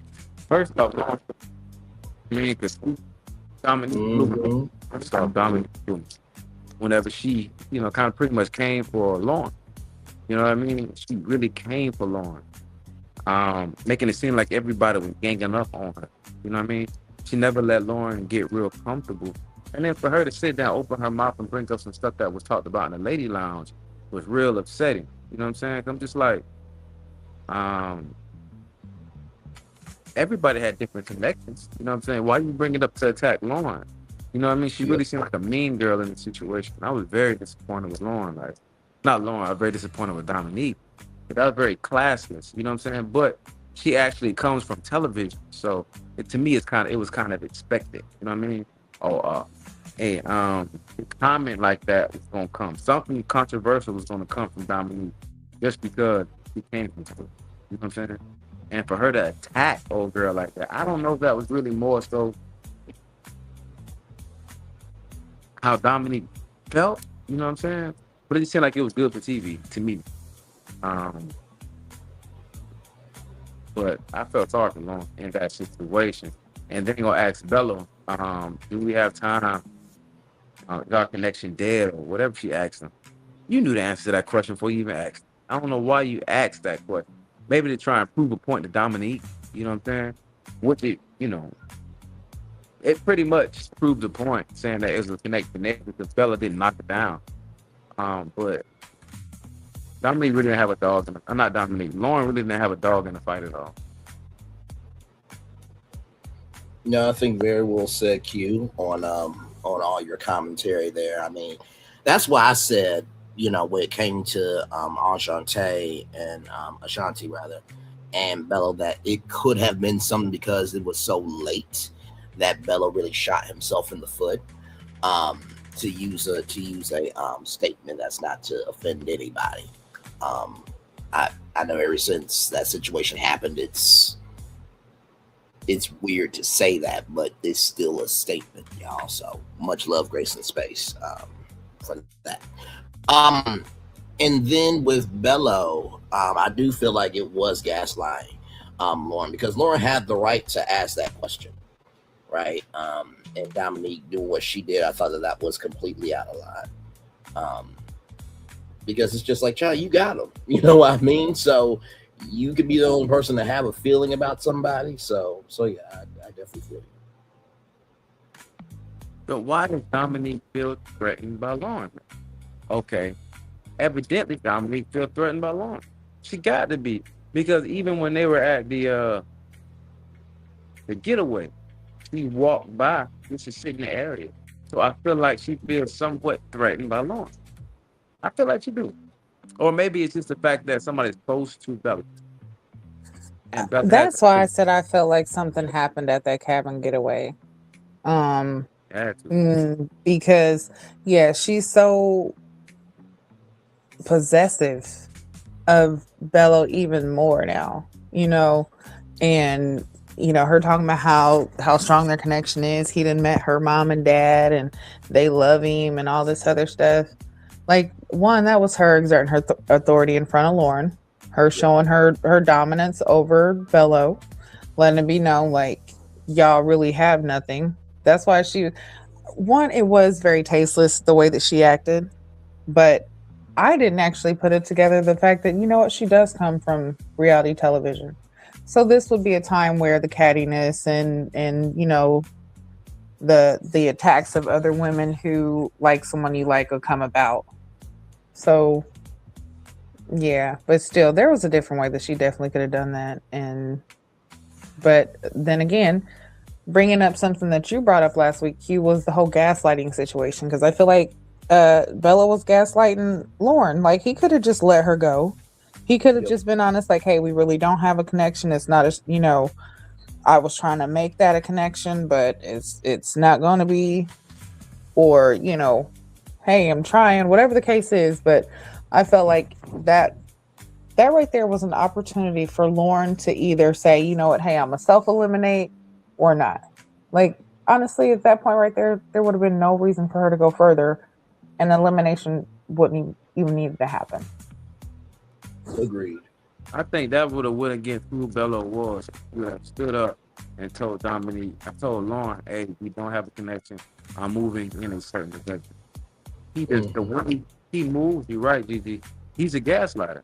The way he moves, he's a gaslighter. Because if not, he would have made sure Lauren have a great understanding, and then at the same time gave Dominique the power. Like, I'm only here for you. We're gonna move forward with us. Anybody else in the way, there's nobody in the way but us. He would have gave Dominique that reassurance. But what he did was he did not fully commit to Dominique. He pretty much, you know, in and out with Lauren instead of telling Lauren what it really is. We kind of want Lauren to figure things out instead of just being straightforward. And so, yeah, A1 gaslighter. Yeah, it's like one of those situations where instead of you actually coming outright and saying, no, I don't want to be with you, it's like you throw hints, or you just like, oh, well, I stopped talking to him, or I didn't call him for 2 days. They should know. It's like, no, just fucking say it. What is wrong with actually coming out? You are an adult. What is wrong with you saying, listen, I was trying to make, a connection with, see if there was any other connections besides the one that I hold, strong. It didn't happen. So, we tried, but I don't think it's going to work. Something. Like, but there was none of that. And then again, honestly, Lauren, I feel like Lauren knew too. Why'd you even show up? Honestly, some dates you can refuse. But then again, hey, for camera time, they will put you in situations purposely, even though you know that this is not a situation that is going to bear any fruit. Okay, so production knows what they're doing when they do this shit too. But still, yeah, he definitely could have expressed his plan or desire to not move forward with Lauren. He could have done that in a very respectful, mature way. I don't feel like he did. Yeah. But that was also, again, a way to pacify Dominique in a way. And I felt like that actually was even more fuel for Dominique to act the way that she was acting. Yeah, fully agree with that. So, yeah. Moving on, though. Yes, indeed. So now we get to Donna and Vince, and I don't mind recapping this again because it was so cute. These two. So Vince is seeing Donna's outfit, and Gigi said that Donna said that that's exactly what the look I was trying to go for. And I said, Q, basically what happened with Vince was, yes, to the dean of the math department of this university, I need you to transfer Vince out my class. No, Vince is a great student. He's on time. He's respectful. I just need him out of my class. The thing about it, the beautiful thing about it is Donna wanted to show Vince another side of her. She even said something. She said to him, he's like, where are you going to sit down like that? She said, on your lap. Or something like that. She said. Yep. And I was like, yeah, she's really trying to show Vince another side of her. You know what I'm saying? Show Vince that he's interested in that. She's really just wanting to get to know him alone. Like, and we've never seen that side of Donna. And it is, and I'm glad you said that because, and I said this to Gigi before you came in. Shout out to everybody that's here. Like, comment, share, subscribe. Glad to have all you here. I said, isn't it interesting that the two oddballs that everybody said that they were misplaced and this, that, and the third were the two that were actually the most level-headed the whole season. And so, Vince is not as romantic as Donna wants him to be. And, Donna asked, what could she do to be better? And Vince said, rely on who he is and his heart. And Q, I said this and I want to know your take on this. I said to Vince that sometimes, and as I said this to Vince, I'm saying this to myself because I think me and Vince are one and the same, except I think I'm a lot more refined than Vince. But I said, even in your delivery, sometimes your heart will not be seen because of the circumstances. So even though you got that heart and you got that care and you always execute, the words are still the words, whether she knows your heart and whether she knows your heart or not, or whether you have a moment, this, that, and the third. And also, too, just because she can rely on who you are doesn't mean that the words still don't hurt. Almost that. Even though they came from a good place, you know what I mean? The word is still gonna be the word. You know what I'm saying? Yeah. So sometimes you're gonna really have to find ways to say certain things. You know what I mean? Because at the exact same time, you don't want it raw and uncut all the time either. You know what I mean? So sometimes, depending on the situation, you really gotta be this situational awareness. You know what I'm saying? And Vince needs to learn that. You know what I'm saying? Once he gets a better understanding of these situations, sometimes a joke is not meant for every situation. Sarcasm is for every situation. You know what I'm saying? So I feel like the more it's required of him, you know what I'm saying? I feel like the better he'll become. You know what I'm saying? Yeah. So no, absolutely. not have to require for that man, you know what I'm saying, not to be more aware of the situation. But with Donna, he's gonna have to be more aware of the situation because you want the best outcome as possible. You know what I'm saying? Yes. So, No, absolutely. And then at the end of that day, and very well done. And then at the end of the day, Vince said it's kind of nippy out here. And Donna was like, "That's what you here for?" I'm like, "Oh my Lord!" These two are about to have their docu-series premiere this fall on OWN. And OWN, if you don't do it, we're gonna have problems. Okay? I'm gonna be offended. I'm gonna be ashamed. I'm gonna be disgusted by y'all behavior if y'all don't air this docu-series right here. Okay? When Donna said that, I'm just like, oh, she wants a fireplace with Vince tonight, child. So with all that being said, what do y'all think of this date? Seems like Donna's ready to make some agree with you babies that with this date was very cute. I feel like Donna and Vince are definitely I feel like they are like that, I could see them in another 5 seasons later doing their marriage. They are definitely, and I think we actually did speak about this, not that I think, but we said this, that they seem like the one that will last the longest. Like I could see them going far, getting married, possibly, him giving Donna some babies because, she don't have none. He's trying to multiply and maximize that family. And it's well understood. And you guys are right. Donna definitely is trying to show Vince a different side of her. She's definitely trying to open up and let him know, like, hey, you plus me equals we. And that's what it is. Yep. But yeah, she was making so many cute comments back to him, and their conversations are always like, there's so much substance in their conversations. Like I don't get bored watching Donna and Vince talk because they hold so much weight with their conversations. No, absolutely.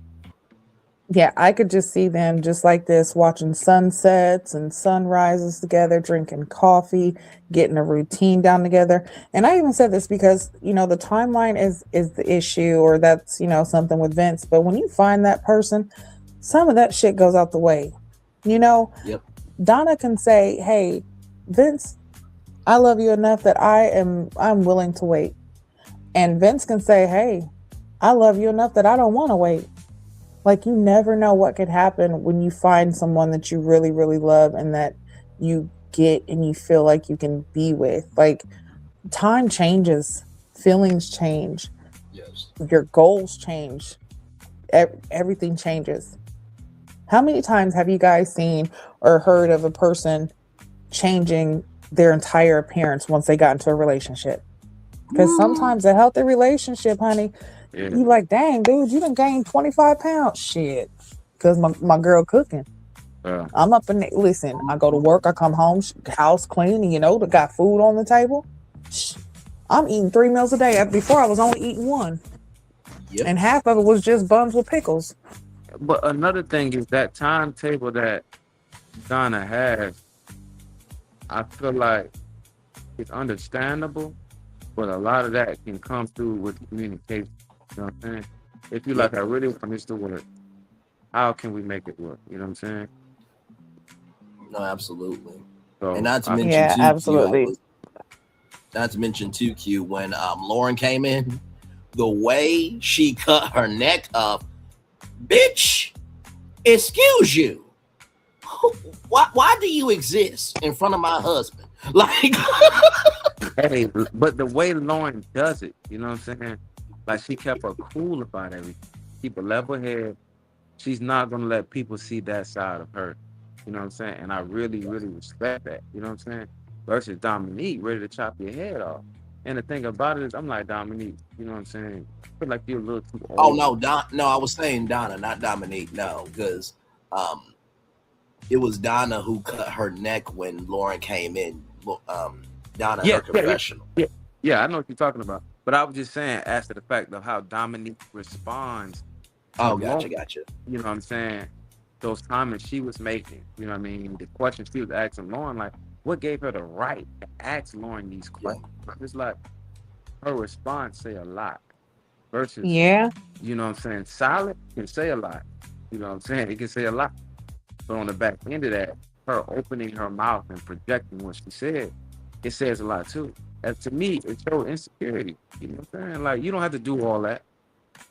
Lauren was very, not Lauren, what's the girl name? Donna was very quiet, let Lauren talk, say whatever else, you know what I'm saying? But she knew where she stood at in Vince's spot. I don't know Yeah. if Dominique is 100% sure in the spot of in her connection with Bello. I don't know. Okay, I see what you're saying. Right. Because I'm gonna tell you one thing.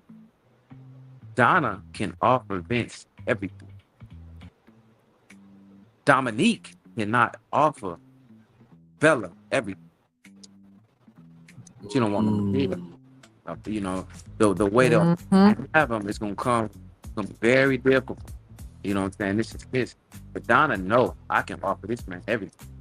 Dominique, on the other hand, can offer Bella. So I don't know if she's somewhat insecure in their connection. You know what I'm saying? Some stuff had to happen at that getaway. We know stuff happened at that getaway. And then I also, because you bringing that up, that is definitely a really, really great point. And it also makes me wonder how it would work out later on with the whole child situation, since he has this 1-year-old child and, Dominique can't have kids. Is she going to feel some type of way when he goes and visits his child if she's not there with him?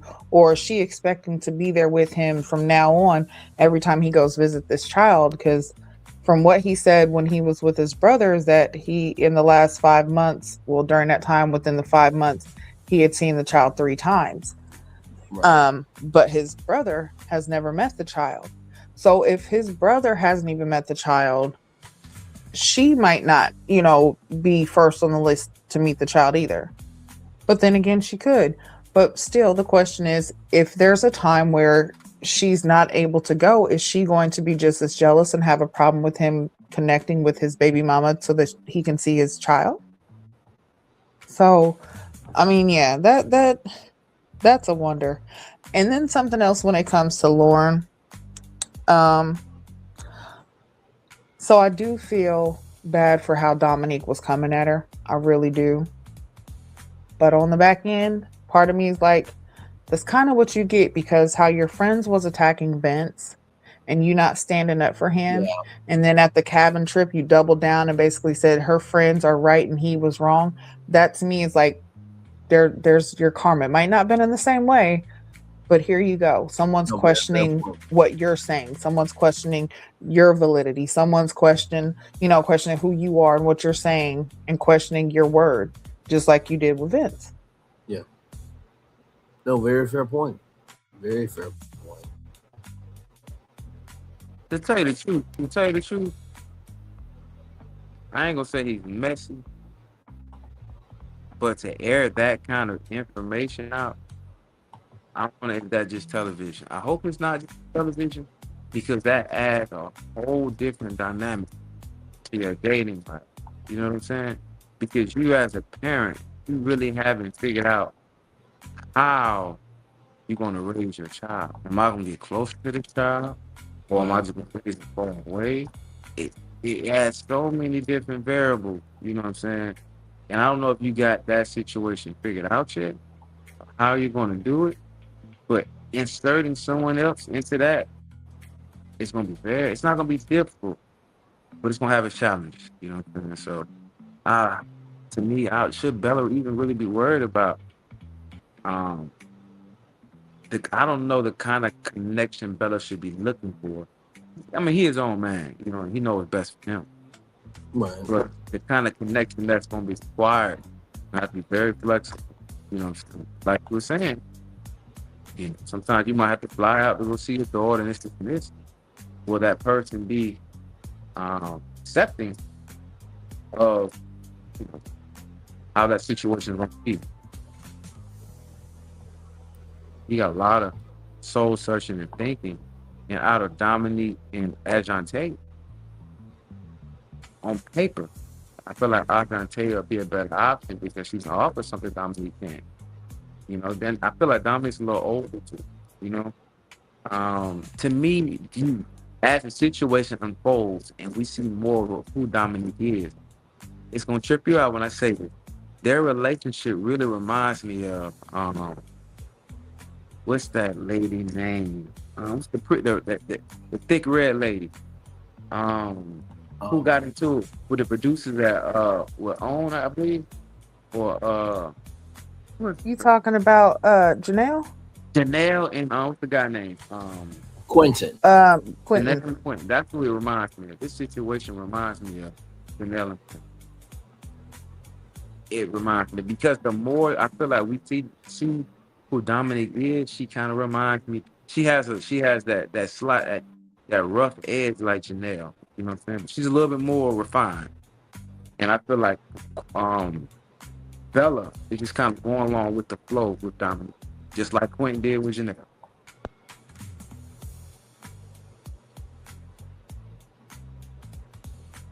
Yeah, I can see that. I can see that. Yeah. No, very well done, Q. Right on But yeah, point as that always, bro. possessiveness, how it is now, where there's not even a secure like title to the relationship. I mean, whether them two talking about Bello and Dominique have had the conversation of okay, yeah, we're in a relationship. If they've had that conversation, then that whole setup with Lauren shouldn't have even happened, or it should have just completely been where hey, there was honesty and transparency. But again, like I said, I feel like Bello was also giving fuel to Dominique to keep on fanning flames towards Lauren. But yeah, I feel like there's just like his brother said, I feel like the possessiveness and just how she was, the aggression is not good for Bello. It's not good for the development of him, what he has going on. And honestly, with him being a Muslim, that is definitely not a part of that culture. So that right there, he's not going to be able to tolerate that. Because we see that a little bit later on in the preview that one of the family members got a question about that. You know, they don't agree with it. Mm-hmm. But, you know, again, is this really going to be a relationship that lasts between this, or is this a right now situation? Is this okay, I know how to end out the show because I've done reality TV before, so listen, just follow me, or is this really we're going to do this for real? Right. I don't see, and I'm gonna tell you honestly, even though Dominique's his strongest connection, I don't see them lasting at all. And I don't see the connection that he had with Ashante or Lauren. So honestly, I don't see why he would be there. But to play the game and to end it out, I could see him and Dominique ending it out just to end it out. But I don't see it lasting. And then the fact that she throw up, well, Bella met my daddy. Bella met this person. Bella met that person. You know what I'm saying? I'm just like, why do you have the truth? Don't need to be explained. If I know, if I'm the truth, I don't have to sit here and make. Very good point. I don't have to make nobody believe the truth. You know what I'm saying? So I feel like she's really sitting here trying to get people to believe, it's more than what it is. Yeah. No, Yeah, and that's so true what you said. Oh, I'm sorry. Go ahead, Brett. No, go right ahead. I'll come right after you. It's all good. No, I was just gonna say that's so true what you said, because you talking about how he's met your mom and your daddy and they love him, but in the next clip, honey, your daddy got something to say. Don't seem like there was the love that you was talking about. And you are so right. What's understood doesn't need to be explained. Because she's doing a whole lot of explaining and questioning why. If you know your position, you don't have to say anything. Because one thing I'm going to tell you, especially as a woman, if you have a man who is your man, not y'all's man, but your man, he's going to put you in a position to where you don't have to say nothing. Because he will correct any incorrections that happen. Bingo. No, absolutely. And honestly, to tell you the truth, this is how I feel about it. Do y'all remember when the Razor came out and the iPhone came out, right? And how big those two phones were, right? I mean, to the point where Motorola back the Razor in an all new way, which I gotta give Motorola the credit, right? At this point, Dominique is giving up. Well, listen, iPhones are better than Android. It's just like, okay, well, can we both be grateful that we got a phone that can call people, that we can get to who we need to get to in case we in trouble? Like, what's the point? Like that's how I really feel about this. Like, okay, and your point is, just Jesus Christ, it's all. And this is the thing exactly. too. No, for real. And to put more of a fine point on it, I'm gonna bring up Wendy Williams for a second, right? Because her talk show was, she always said her talk show was like in a shoebox. Wasn't a big set, but it was hers. You think about that talk show set versus Oprah Winfrey, right? And she owned her studio. It was a bigger studio. It had 2 sound stages, right? Whether your talk show is in a shoebox or whether you own the studio, you're still on TV 5 days a week. The studio can only do as much as the host does. So if you are a shitty ass host, the studio can make it look, oh my God, wow, they look really entertaining. No, that's because the lights are set in a perfect position. But if you're really good at what you do, child, the monitor is out, but we're here.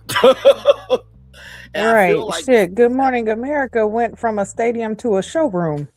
Bingo.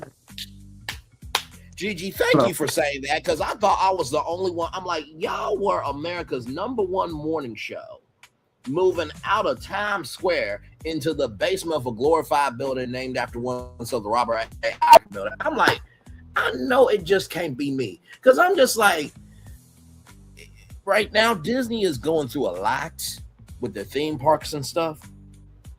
And far be it for me to give an opinion, but if I'm Bob Iger and we got America's #1 morning show, and the #1 morning show seems to be that people love being in Times Square with people that could feel connected to them, why would I move that kinetic energy from an open space to a closed space? But hey, listen, Bob Iger's a smart one, apparently. Child, just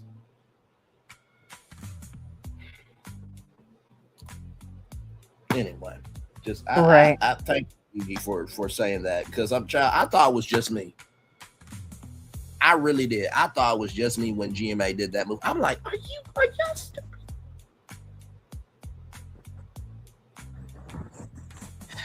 Yeah, moving on, because that's just crazy. Yeah.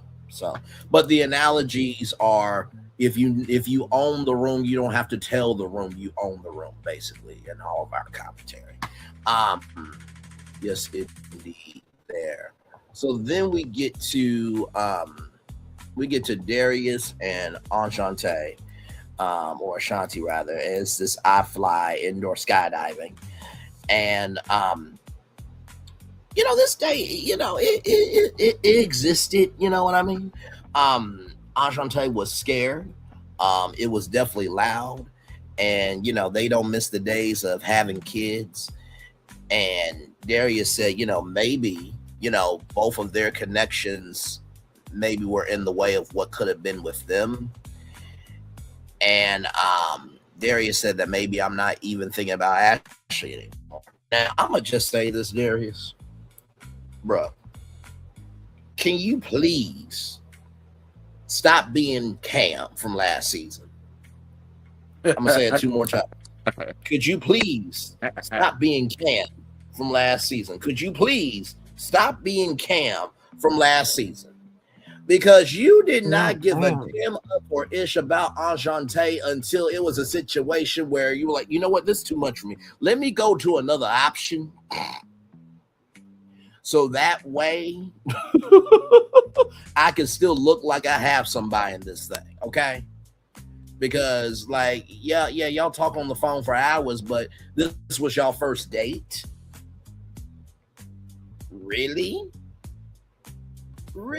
I mean, listen, even if I was on the show, right? Now, if we're going to be, in love privately, we're going to be also out loud. You know what I mean? Like, even with Donna and Vince, even though it was a slow burn, they were always out loud.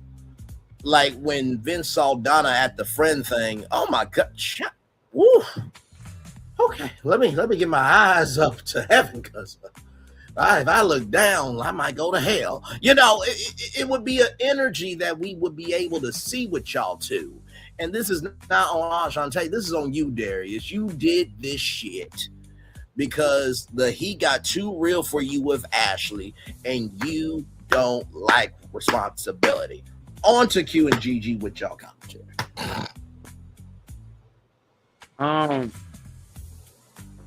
I'm just blown that Ashante is putting herself in this position. You clearly see Bello is not making your priority. Now Darius hit you up and trying to make the late connection. Things ain't going right with Ashley, So I really wish that Ashante would say, you know what? I'd rather bow out gracefully, because she can get her feelings hurt at the end. I mean, if she has any feelings invested, you know what I mean? Because a lot of you guys can go stick with their main connections, I believe, first. So if I was her, I would just, bow out gracefully, because it's just too late in the game to really be trying to form a connection. You know what I mean? And evidently, I feel like it's just good for TV to have her around, because you got 3 guys, 4 girls. So it's gonna be an extended episode, just because of that situation. But and at the exact same time, I wish Darius to stop acting. Everybody can see this a mile away. This is not who this man is 100% of the time. It's no way you can have. I mean, I understand. Hey, if that's you, that's you. You know what I mean? Your look, but his jump be painted on so smooth every time he get on TV. You know what I'm saying? So it seems like he's in character. You know what I'm saying? It really it's heavy. Yeah, this. No. Oh God! Everything he said has to have some kind of soliloquy with it, or a sharp punchline or something. I'm just like, bro, like, just you know what I'm saying? Instead of this person you're portraying. I totally agree. Like, all I could think of is a pimp named Slickback. He has, you're so right, something to say.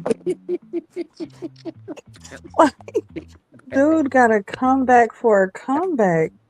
And it's like he has this is what makes me feel like some things that have come out about Darius could have some validity to him, because he has that swindler talk, okay? Like, he could scam you out your drawers and then sell them back to you. Like, I just feel like oh my God, a used car salesman, exotic car salesman. He's bringing that charm. That's what he's bringing. So I don't know if anything that we have seen has been Darius, or if it's been the Tubi intern, the pimp intern. Like, who are we seeing? Every character come with a new fur. Yeah, it's like, We come have on. furs. Like, what in the world is. And you're so right. It's like, come on now. You haven't had no other connections. You've been so stuck on Ashley. You've been talking about how you and Ashley are so connected. Even when it came time to the pottery and the plants, you gave yours to Ashley. Ashley gave yours, to each other. Steven was the only one who was like, I'm gonna give one to everyone except Donna. Yep. Which, hey, that's fine. You're lost. It's okay. But we've seen that your connection has been Ashley this entire time. Now, all of a sudden, when we're down to the nitty gritty, and now you want to try to build that connection with Ashante, it's a little too late, I feel. But I was also saying, we talked about there being plants on the show sometimes, and it very well could be that Ashante could be one. Not saying she is, but it's possible. That's why she has lasted so long without having a verifiable connection. But we're at the end now, so Yeah. it's like, what's gonna happen now? No, fully agree. Wait a minute. Hang on. I'm getting called. Hello? You really want to do this? You know we live. Okay. All right. I'll let you talk to. Now, Gigi, you brought up my fucking damn neck. Now, listen. I was on Cartoon Network, okay? That was Adult Swim. Now, I don't sell draws off of women, okay? Now, why are we doing this shit, GG9? Why? And hey, Q, good to hear your voice, brother. A pimp named Slipback is in the building. I just want to know why my name was brought up unnecessarily. Listen, because evidently somebody went in your closet and got your best fox fur and is now wearing it on reality TV. Now, listen, my man Habibi is my man Habibi. Now, I don't know how Darius got into my closet, so I'm gonna have to talk to Habibi, and how a pimp talks to somebody versus you commoner people talk to people is gonna be a little bit different. But I just want to make sure there was no slander upon my name. Now listen, I go to the Thicklitchers Church of God in Christ, where Bishop Reverend the holier than thou Braylon Lee is the overseer of the church, and I'm a part of the usher board, and I have reformed my life somewhat, but I just want to make sure we were good in the neighborhood with no slander upon my name, because I actually like you, Gigi. I like you, Q. I like being over here with the family. Okay, I just want to make sure we good.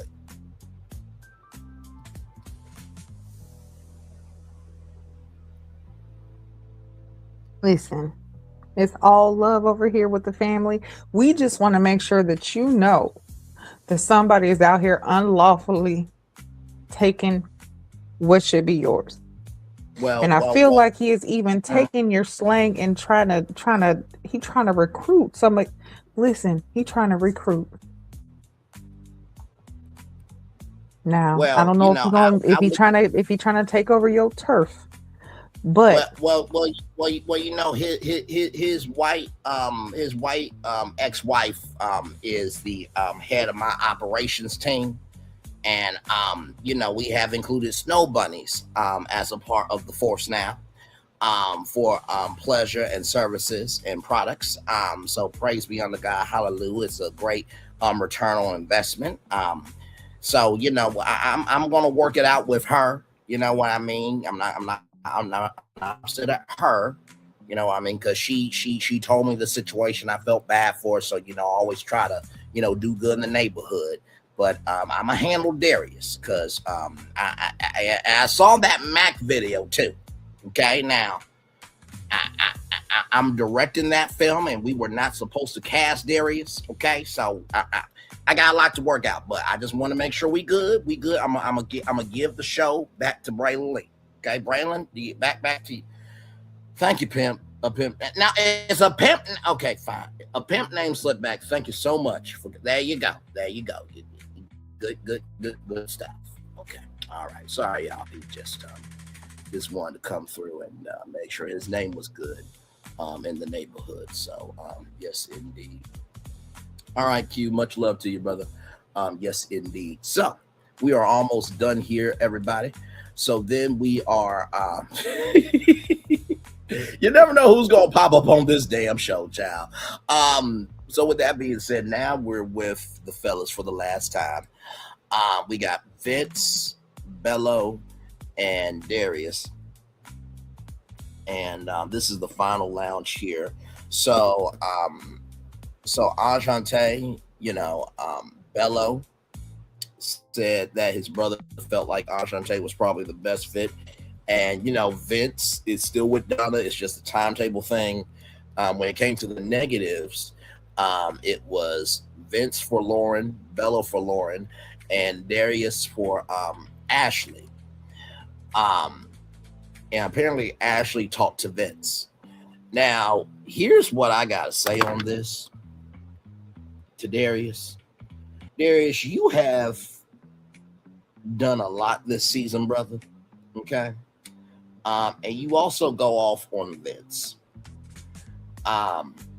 It's not Vince's fault that you did not do what you were supposed to do and give Ashley security. Y'all are all in this experience. Vince has never done anything wrong to you. He's never shaded you.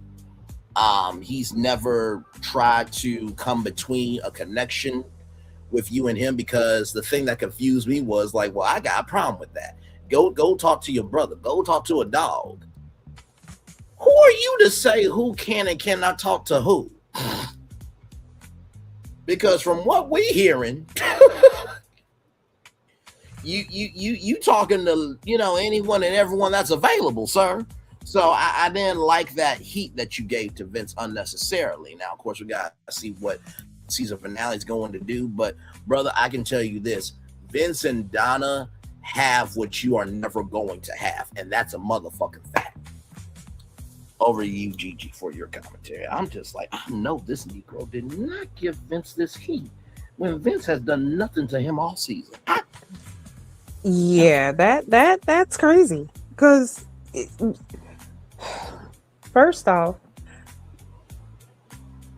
look within yourself and find out why it is that the person you have had, because from what you say is Ashley's not your top no more. She, you don't feel like she's a good connection.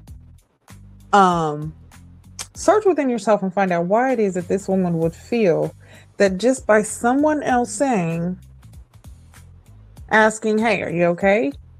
And them unloading, evidently there's been some stuff that's been built up and backed up. Mm-hmm. Now, okay. Now, this again though, Ashley, is what we're talking about being too accessible. Okay. Because one, Vince isn't your connection, which is fine. Hey, if you treat him like your friend, that's your brother. Okay, that's somebody that you feel comfortable enough to express your feelings to, fine. But in this process, when you have someone that you are connected to, when you guys have a problem, it is not right for you to go to another man and unleash those problems. Unless you have already spoken to the man that you have the problem with and y'all have figured it out, hey, we're not going to do this. We're not going to be together. We're not going to talk. We're going to end this. This is done. Or you fix the problem. You know what I'm saying?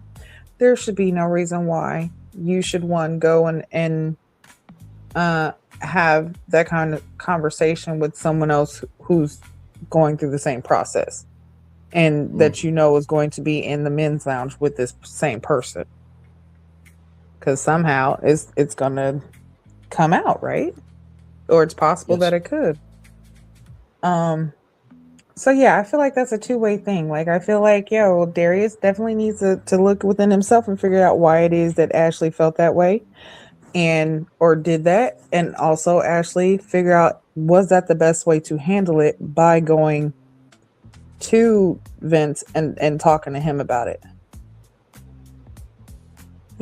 So, but as far as the unanimous decision of Lauren being at the bottom, not surprising. But I do want to just go ahead and bring awareness to this bear rug that he's got on the couch over there next to him. Child. It is taking up the whole side of the couch. Oh my gosh. And all Tommy could say is, yeah, that's Detroit for you. Mhm. You're right.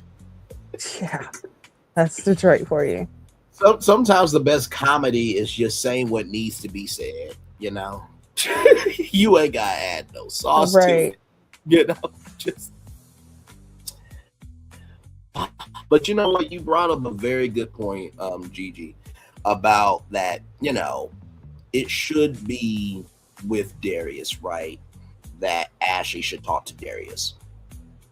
But I'll take your point and raise that point of, if you can't feel comfortable to talk to your top connection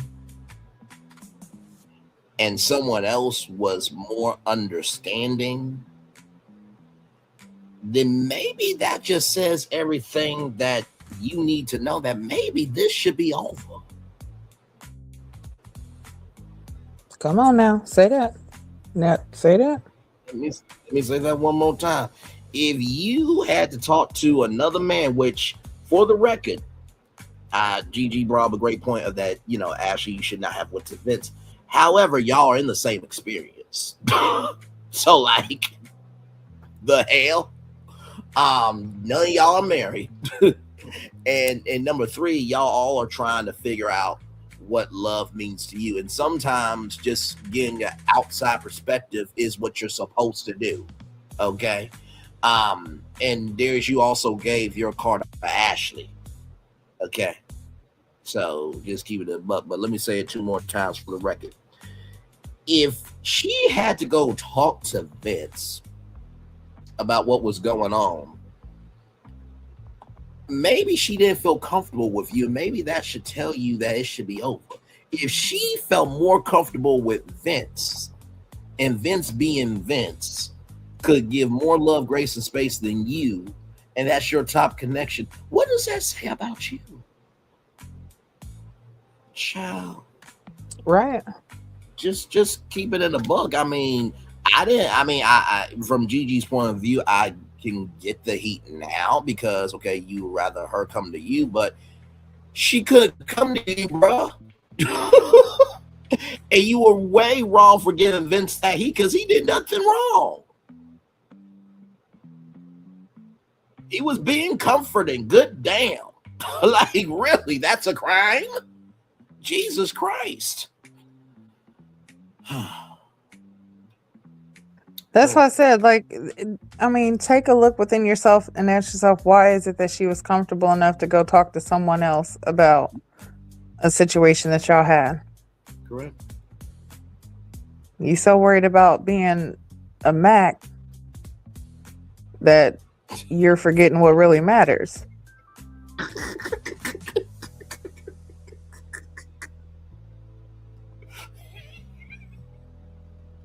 Moving on, Darius just be boiling. Oh my gosh. If we see the Mac movie franchise on Tubi, I am going to lose it.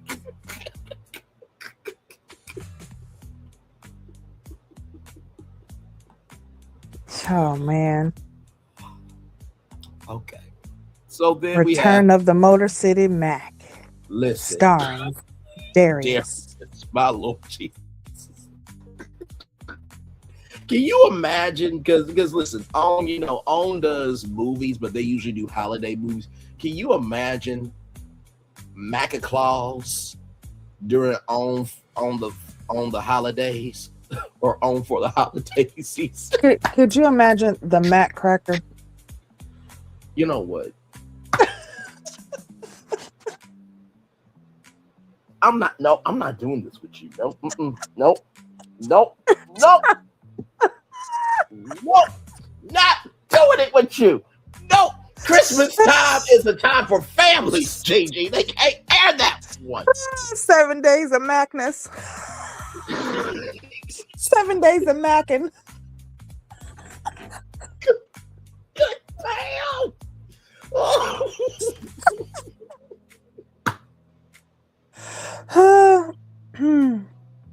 You know Instead what? of the night before Christmas, the night I went macking.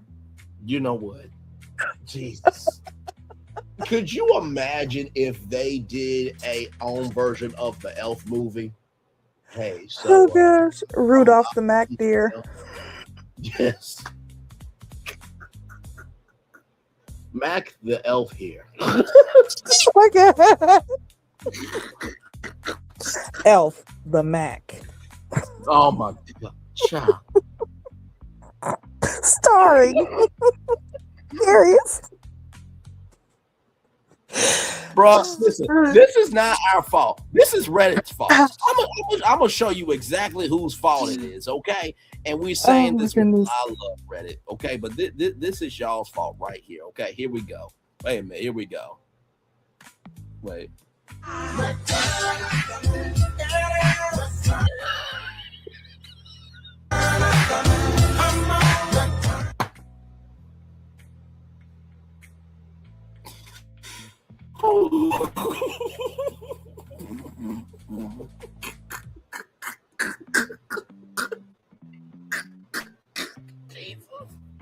Oh my gosh. Santa Claus was a Mac man. Listen, Oh my goodness. Okay. I saw mommy kissing MAGA clones. I did. I saw mama and daddy macking.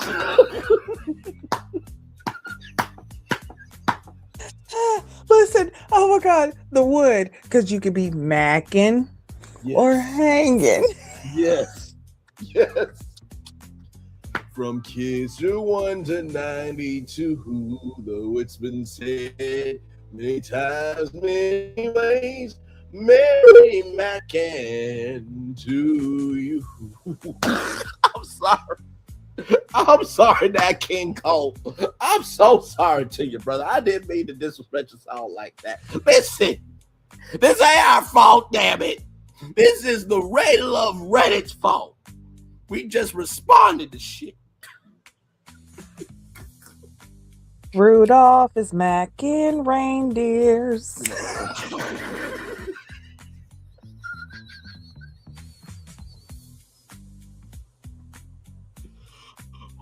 Oh my gosh. Okay. While Lauren's sitting there looking like Christmas time. Oh man. I want the Big Mac 3000. You'll shoot your eye out, kid. You'll shoot your eye out.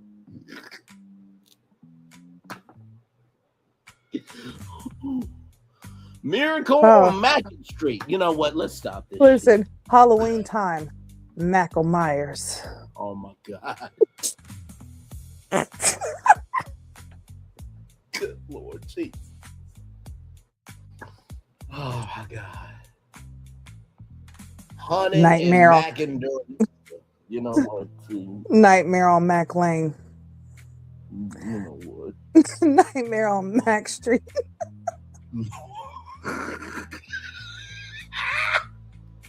Jesus. Oh my gosh. Okay. Mackin over the rainbow, way up.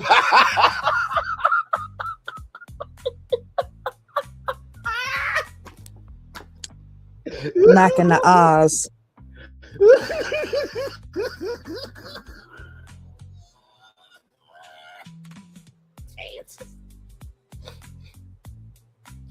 Oh my God. Follow the Max down the road. Follow the Max down the road. Follow the Max down the road. All right. We could keep going, but we're gonna. Okay. Hey, Mac, why are you shooting those red arrows? Well, listen, I'm Cupid. And Cupid be macking people in love. You understand? This is what I do on Valentine's Day. You know what? We need to move on. Yo, why are you wearing all that green? Hey, it's St. Matrix Day. You know what? Now, Mac, why are you throwing down the kitchen? Look, bean, green, potato, tomato, macking. Look, I'm macking mac and cheese. I named it. You name it, I name it, we name it. Damn it.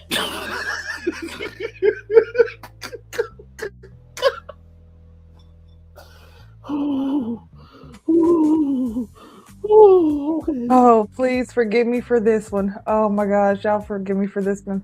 Hey, ain't tomorrow a holiday? Yeah, it's Mac Luther King Day. You know what? Okay, I'm done. All right.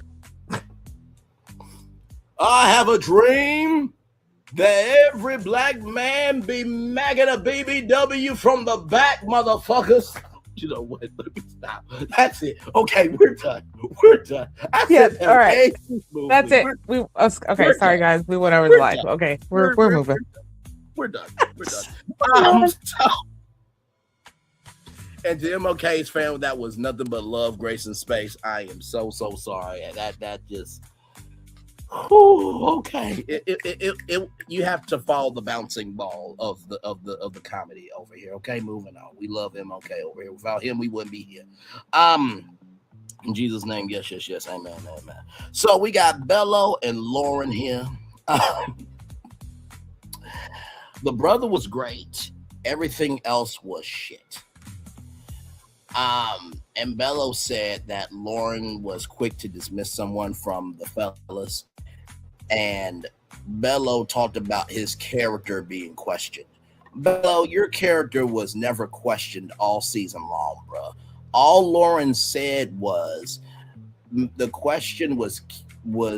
character was questioned when A, B, and C happened to you. Not that your character was bad. Even nephew Tommy said, I understand where Lauren's coming from. Okay. And then, of course, we had Darius and Ashley, right? And Ashley, child, you had this energy of, you better pick me. Like, child, I'm sorry. Like, what are we doing here? You better pick me? Like, y'all do realize on Ray of Love, you don't really win a relationship. You win the opportunity to explore it. Child, the big age difference, this, that, and the third, and Ashley just wants to feel safe. That's it. Child, just I needed at least 2 of these bottles right here just to have, so I can deal with these 2 people right here. So, with that being said, back over Bello and Lauren. Lauren gets told by Bello that she's not ready to love. And Lauren says, what a joke. And I feel Lauren, but also too, Lauren will be okay. I don't think Lauren's a bad person. I think that she had a rightful moment to feel that way, because how dare you tell me I'm not ready to love after I was direct with you with a question and you're gaslighting in my face? And sometimes you have to be seen so you can be embraced. So Lauren said that she has learned what she does not want in a relationship after this. But I don't think Lauren hates the show, because she's been doing her reviews. I mean, we, peeked in on her YouTube channel, Child to Jaguar Actual. And Lauren, she been doing the damn thing. I think many of the cast has been doing reviews this season. Shout out to the cast for recognizing their own autonomy, and also to their currency as well. And then, of course, Darius and Ashley, child. Darius says, you're still ready to love. Whoop the mother uckin' do, child. Just, oh my God. Just GG, over to you, child, for your commentary. Yeah, my bad about that. Yeah, this right here, first off, the energy that was coming off of her was already on 1,000. She wore a red dress, which meant fire, okay? She was already there. And from the beginning, it was already bad. He commented on how good she looked and how nice she looked, and She had a smart comment to say about how he was dressed, said that he looked like the Grim Reaper. Like, damn, he commented you, and that's the energy that you gave him. I understand her feeling some type of way because she feels like maybe Bello um, did her wrong when it came to Dominique. But honestly, the energy I feel like was unwarranted for the simple fact of Lauren, you yourself should have known that there was really no real connection with him. Out of the conversations that have been had, out of the dates that you've had, out of the connections that definitely has not, it hasn't, increased. I don't see where, I can see her being mad because of, Bello being the one to dismiss her and she feels like he's the one that basically played in her face. I can understand that. Absolutely. I'd be pissed off too. Like, hey, you could have picked somebody else. But still, it was just her attitude period was already stink. And there was little stuff that she's done throughout the season that kind of gave her a bad rap, just like with her attitude. Yeah, she was cool and calm in a way when, Donna was sitting there with Vince and she was kind of being, a little poised and, she was giving grace when Dominique was coming at her. But again, we've seen that she didn't have that same energy when she was around her friends. If her friends was there, she would be ready to rah-rah and go after it. You know what I'm saying? Because she has backup. But when she's alone, it's kind of a different story. But here, I feel like she already kind of knew what was going to happen. And she was already ready for the attack. Like, she was ready for it. She knew what was going to happen, I feel. And that's another reason why I feel like during the date with Dominique, he could have just ended it there and let her self-eliminate. Yeah, like this right here, yeah, it definitely was a waste of time. She could have definitely been doing something else besides that. And honey, let me tell you, the way she chugged down that martini, she said, "Are we done here?" Chug that bitch and goodbye. He couldn't even get up out the seat fast enough to try to walk her out before she was out the door. She was ready to leave. Oh, she was done. Yeah. And then when it comes to Ashley and Darius, the whole age gap one is going to be an issue, okay? People might say it's not going to be an issue. That's going to be an issue, especially with the fact that Ashley has not lived enough. She has no children. Darius has 4. She's not been married. Darius says he's not been married, but he was in an 11-year relationship. She probably ain't been in an 11-year relationship because, honey, that was just shit. That would have been when she was just 19. That ain't enough time for her. So, it's like there's a lot of differences between them that I feel like will cause problems. And then, just like you said, she's so quick to pop off or, get mad. That's going to be a thing because not saying that she's immature, but she's still in a state of young-mindedness. Okay, she doesn't have certain experiences in life that may cause her to be as serious as what he's wanting. And then again, it might work out for Darius because I feel like the type of person that he is sometimes he needs somebody who might not be as strong-minded. Not saying that Ashley's not strong-minded, but she's a little bit younger, and sometimes it is a little bit easier to manipulate or to kind of sway a person to do what you want in a way. Not saying that that's what he's doing, but he kind of gives off that energy, okay? Not going to sugarcoat it and act like he doesn't. He does. But yeah, I don't... And then the back and forth, like, y'all have argued already, and just like, she said it. They argue or disagree, and then 5 or 10 minutes later they're laughing again. Yep. Yeah, it's great when you're able to disagree, but then you can also come together and you can laugh and you can realize like, hey, what we just did, that was crazy. But when that becomes your normal, when that becomes your norm, then that's a problem.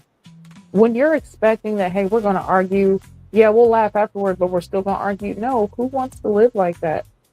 Why not just have peace and harmony? Yes. And then, the issue with, her submitting or feeling like, submitting to him, that's going to also be an issue because him being 10 years older than her, he's definitely going to want somebody who's going to follow his rules. He's at that age where he wants somebody to follow him. He's going to want somebody to do what he says. Correct.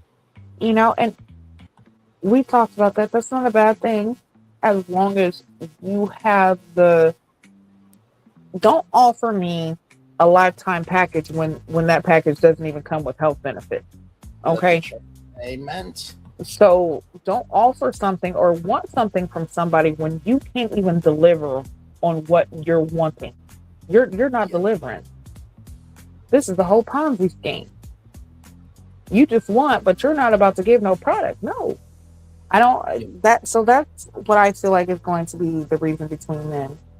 But for him to be in the lounge and, actions is bottom, he doesn't know if they are connected no more. And, the conversation, he's got a problem with Vince. But then when they get, in front of each other, that's who you want to be with. That's, you know what I'm saying? Now you're acting like you guys are going to be together. What was all that talk with Ashante? That part. So I feel like Darius has had his to-be representative come out the entire time. He's been showing that he can be a pimp in the morning, a pimp in the evening, just like that, So honestly, I'm just waiting to see if he actually does leave with Ashley or anyone. Yeah. No, I definitely feel you. But yeah, we see Lord's gone, and now it's down to 4. So. Yes, indeed. And then the season finale is next week.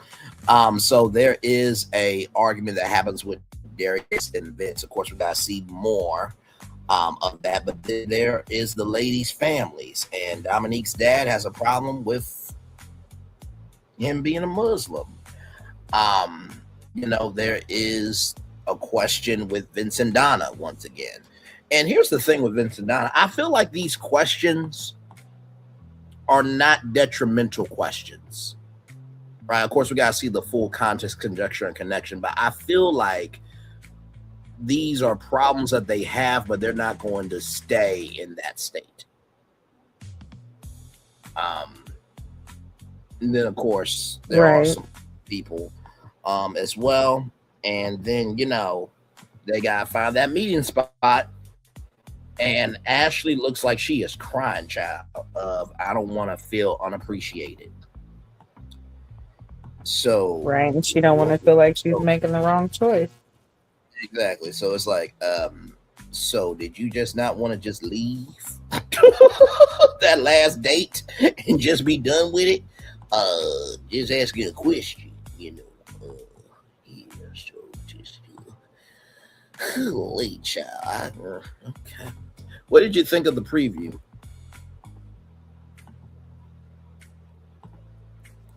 I feel that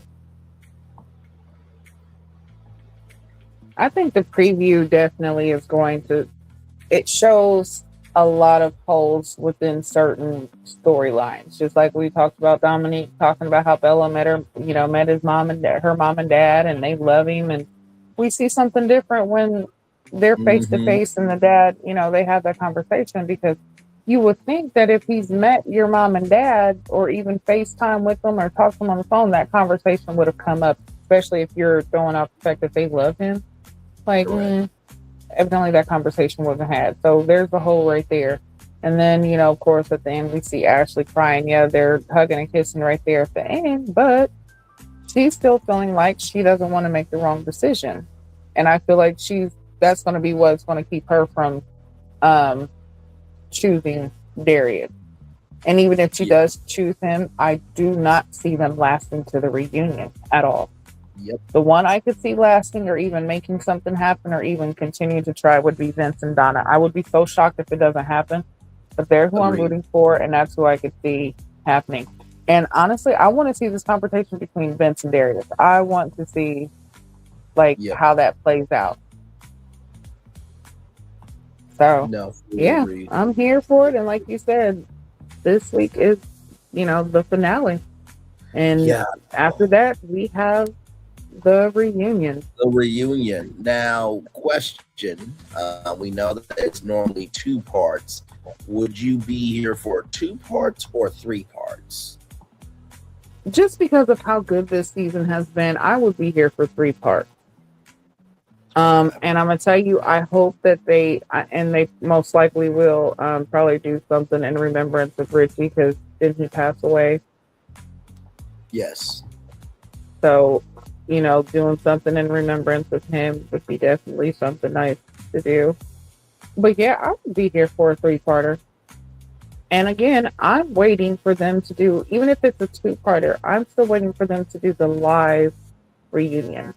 Yeah. Take us back to live. That's really what I'm waiting for to happen within the seasons to come. But yeah. Because this one would have been a great live reunion, child. It would have been great live. I mean, just and let me tell you something. Everybody brought it this season. I mean, there was not one bad episode. It was like you actually looked forward to this thing. You know what I mean? It was just one of the top seasons ever. It's been up into the 8s and 9s with our scoring this whole season.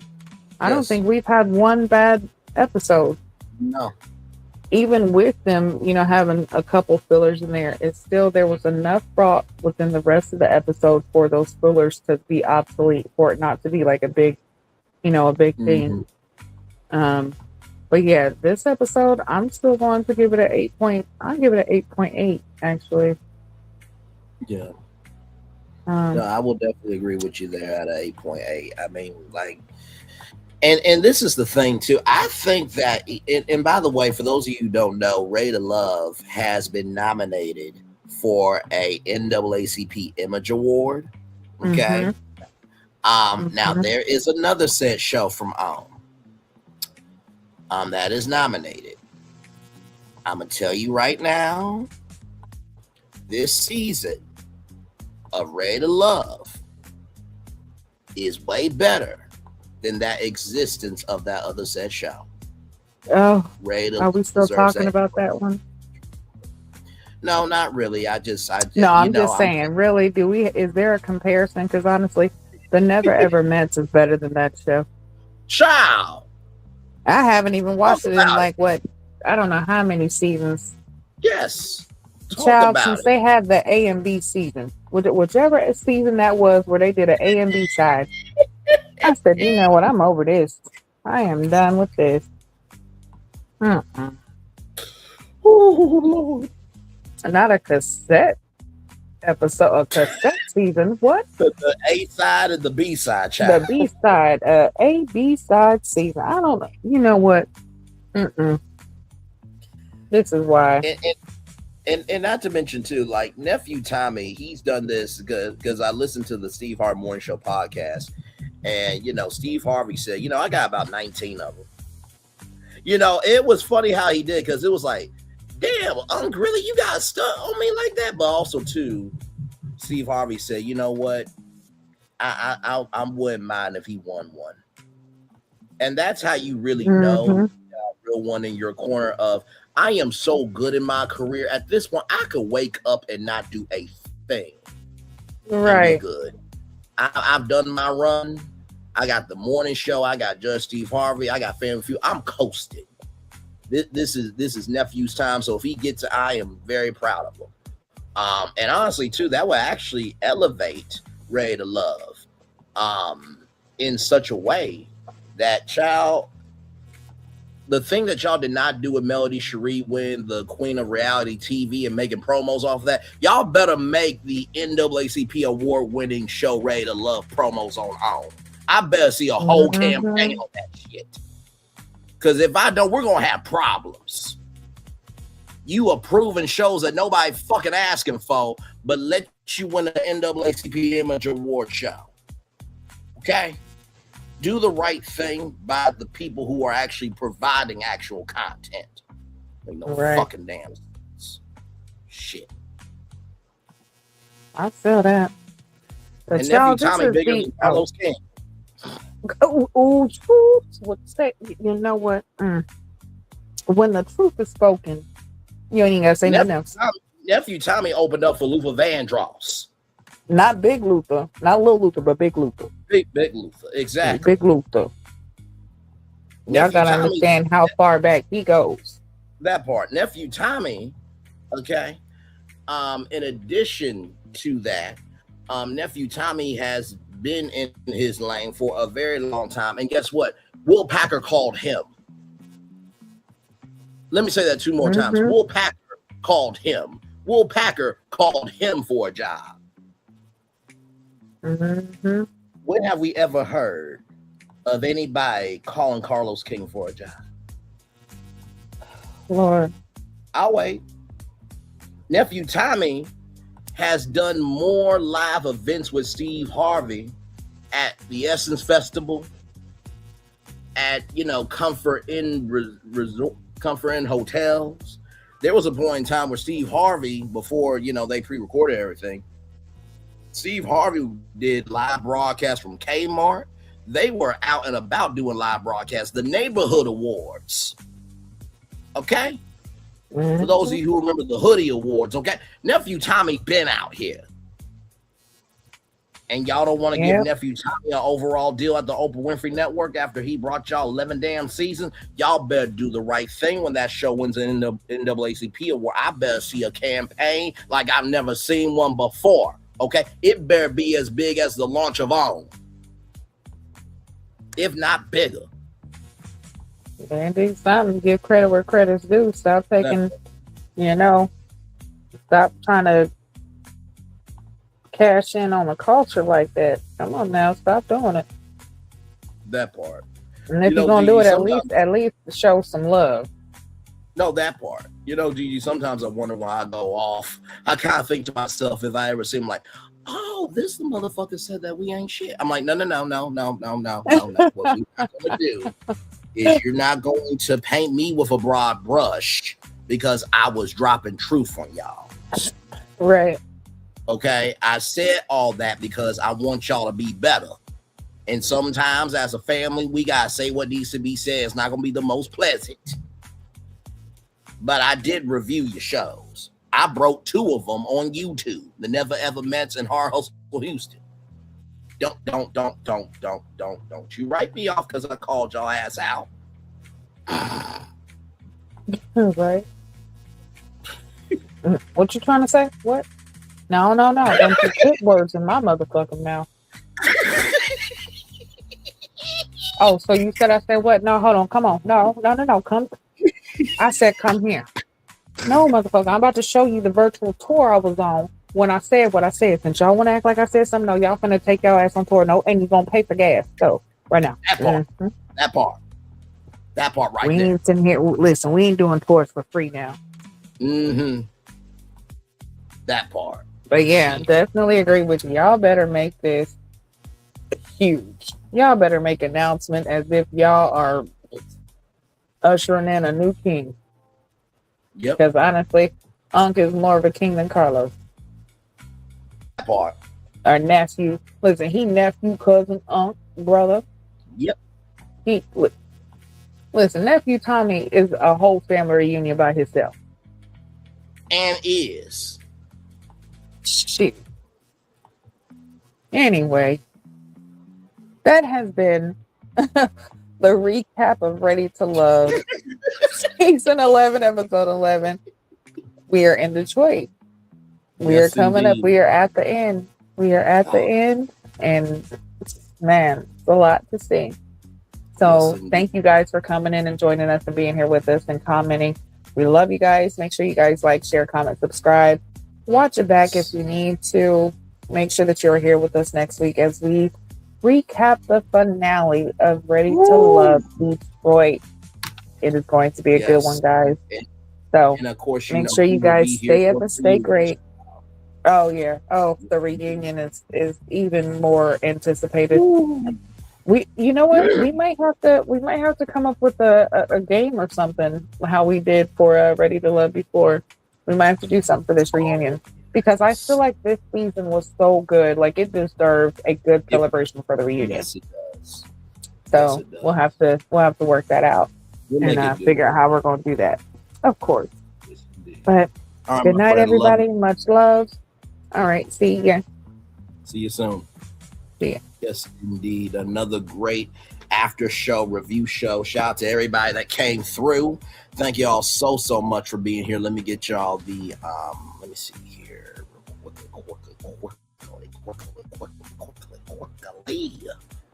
Yes, indeed. Here. Okay, here we go.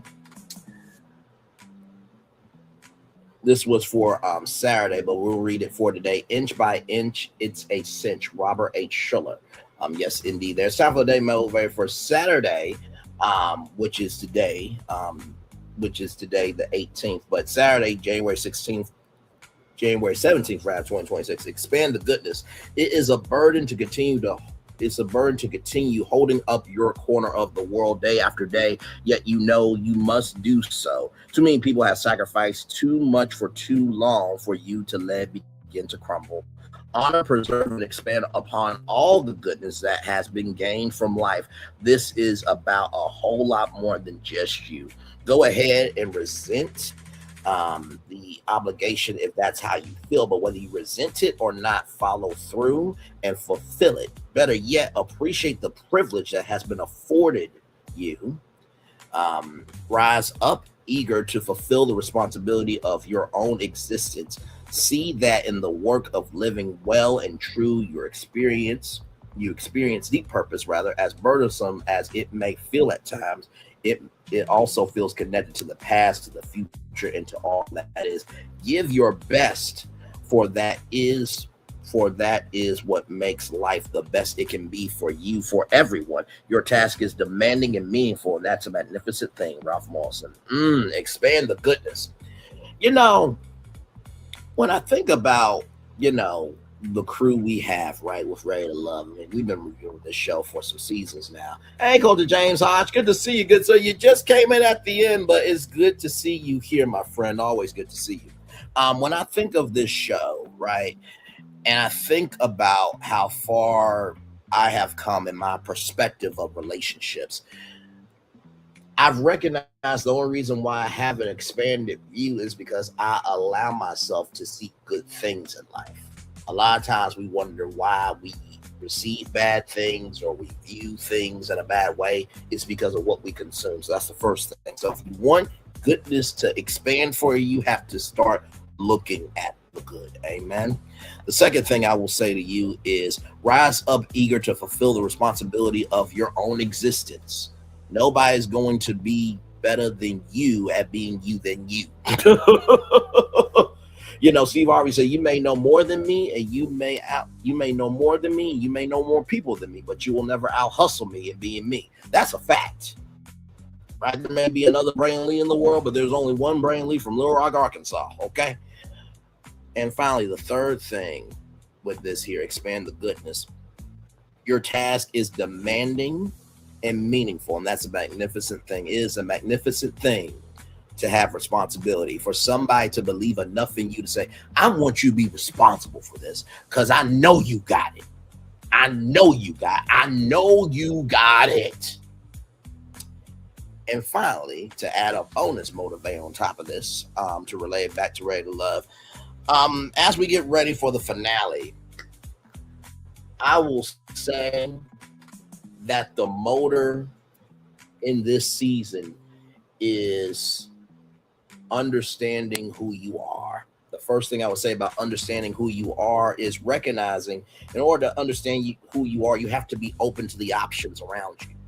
There was some connections that really could have been something, but people got locked in too early, right? So in order to understand the motor of who you are, you have to, first of all, make sure that you know your options. That's the first thing.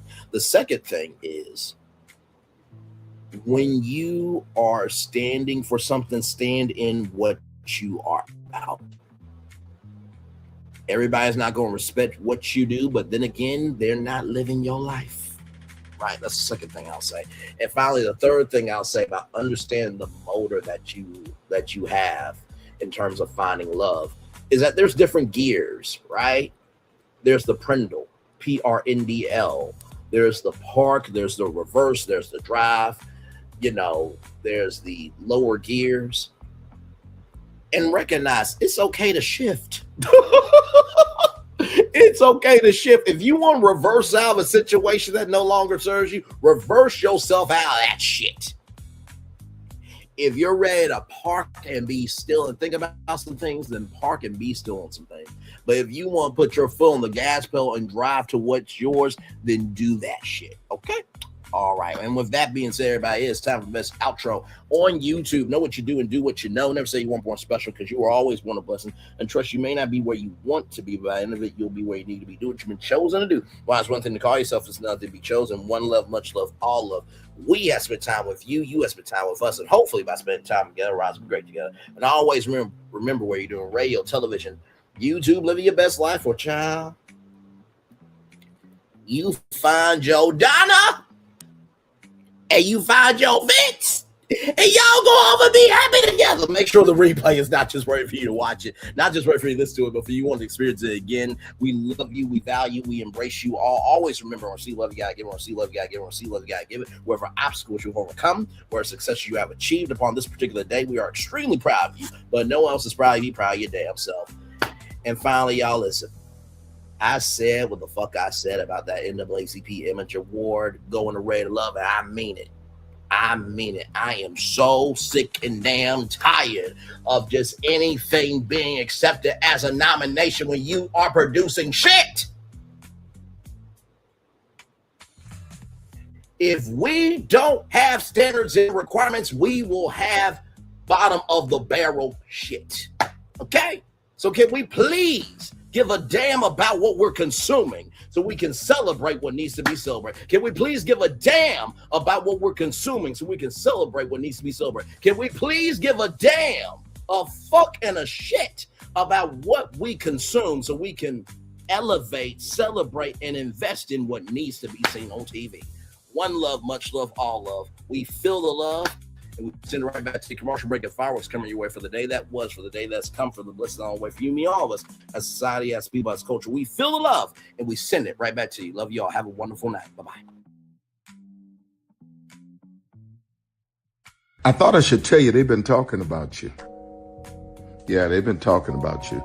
They've been talking about the fact that they've done everything they could to stop you and everything they could to block you, but you still win. They've been talking about the fact that they have undermined your success and they have tried to sabotage your seasons, but you keep winning. They've been talking about the fact that even though they don't like each other, they get together to try to kill you, but you keep winning. They've been talking about the fact that you were voted least likely to succeed, but like cream, you keep rising to the top. They've been talking about how they tried to burn your world down, but like the phoenix, you rose from the ashes. They've been talking about you. And you know what they say? Oh, she's just lucky. He's just lucky. But no, you ain't lucky. You're anointed. You got something on you. You got favor on you. You got power on you. You were born to win.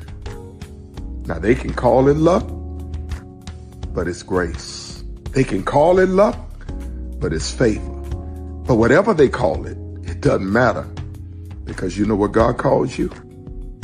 Do you know what God calls you? A winner.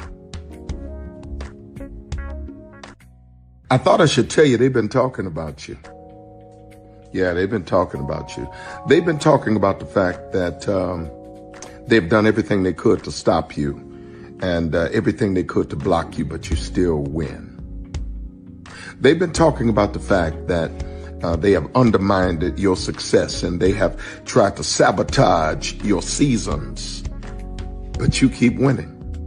They've been talking about the fact that even though they don't like each other, they get together to try to kill you, but you keep winning. They've been talking about the fact that you were voted least likely to succeed, but like cream, you keep rising to the top. They've been talking about how they tried to burn your world down, but like the phoenix, you rose from the ashes. They've been talking about you. And you know what they say? Oh, she's just lucky. He's just lucky. But no, you ain't lucky. You're anointed. You got something on you. You got favor on you. You got power on you. You were born to win. Now, they can call it luck, but it's grace. They can call it luck, but it's favor. But whatever they call it, it doesn't matter, because you know what God calls you? Do you know what God calls you? A winner. I thought I should tell you, they've been talking about you. Yeah, they've been talking about you. They've been talking about the fact that they've done everything they could to stop you and everything they could to block you, but you still win. They've been talking about the fact that they have undermined your success and they have tried to sabotage your seasons, but you keep winning. They've been talking about the fact that even though they don't like each other, they get together to try to kill you, but you keep winning. They've been talking about the fact that you were voted least likely to succeed, but like cream, you keep rising to the top. They've been talking about how they tried to burn your world down, but like the phoenix, you rose from the ashes. They've been talking about you. And you know what they say?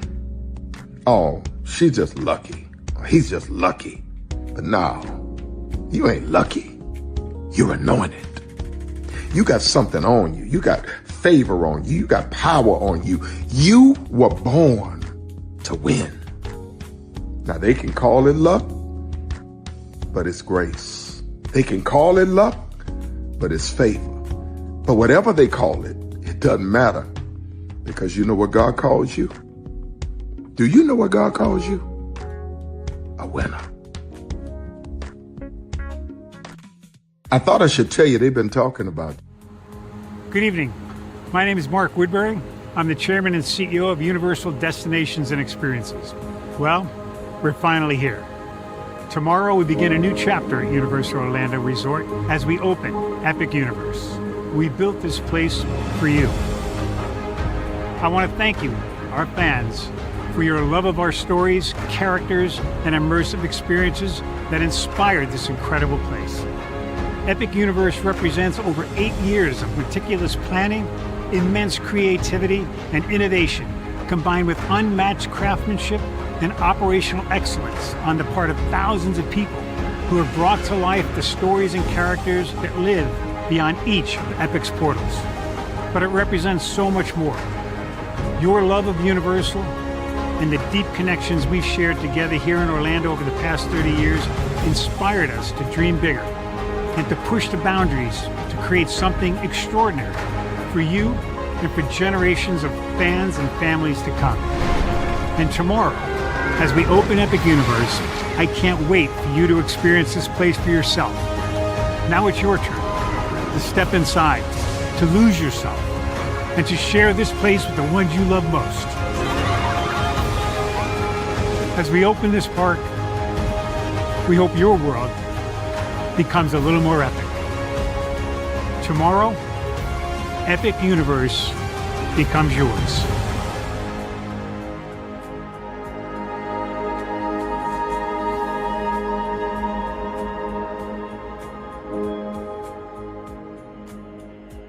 Are video games getting too expensive? This episode, we want to find some common ground because the CEOs want to raise the price even more. Not with these broken ass games. $5 million.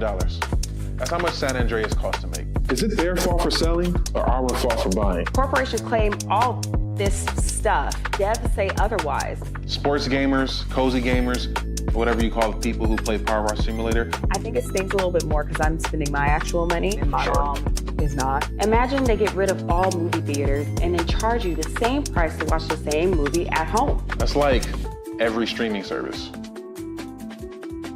It doesn't have to be the longest of games, but am I having fun with it? This is Lex. I'm Ronell. Let's get right into it.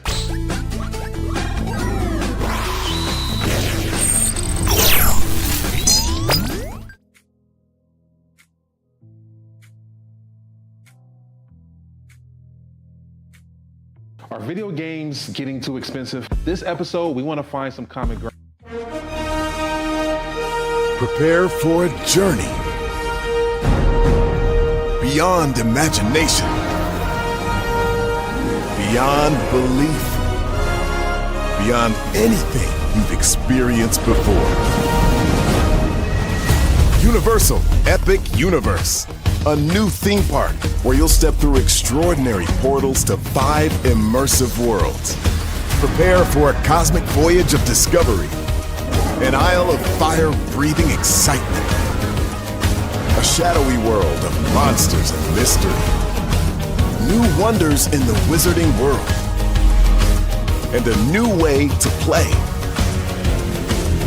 Plus the splendor of a magnificent resort hotel overlooking the park. It's all new excitement at Universal Orlando Resort. A week's worth of vacation thrills with 4 amazing theme parks, a variety of spectacular themed hotels, and incredible dining and entertainment. It's all at Universal Orlando Resort, where you'll find new adventures every day. Explore the astonishing worlds of Universal Epic Universe at Universal Orlando Resort. Because here's the thing, a good streamer can find other content. Because here's the thing, a good streamer can find other content. Because here's the thing, a good streamer can find other content. Because here's the thing, a good streamer can find other content. Because here. Child, Braylon been over there doing his thing, minding his GD business, staying out of trouble, trying to get the folks some positive stuff to talk about. Besides lying all the damn time. Child, Braylon been over there doing his thing, minding his GD business, staying out of trouble, trying to get the folks some positive stuff to talk about. Besides lying all the damn time. Child, Braylon been over there doing his thing, minding his GD business, staying out of trouble, trying to get the folks some positive stuff to talk about.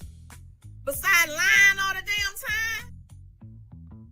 Child, Braylon been over there doing his thing, minding his GD business, staying out of trouble, trying to get the folks some positive stuff to talk about. Besides lying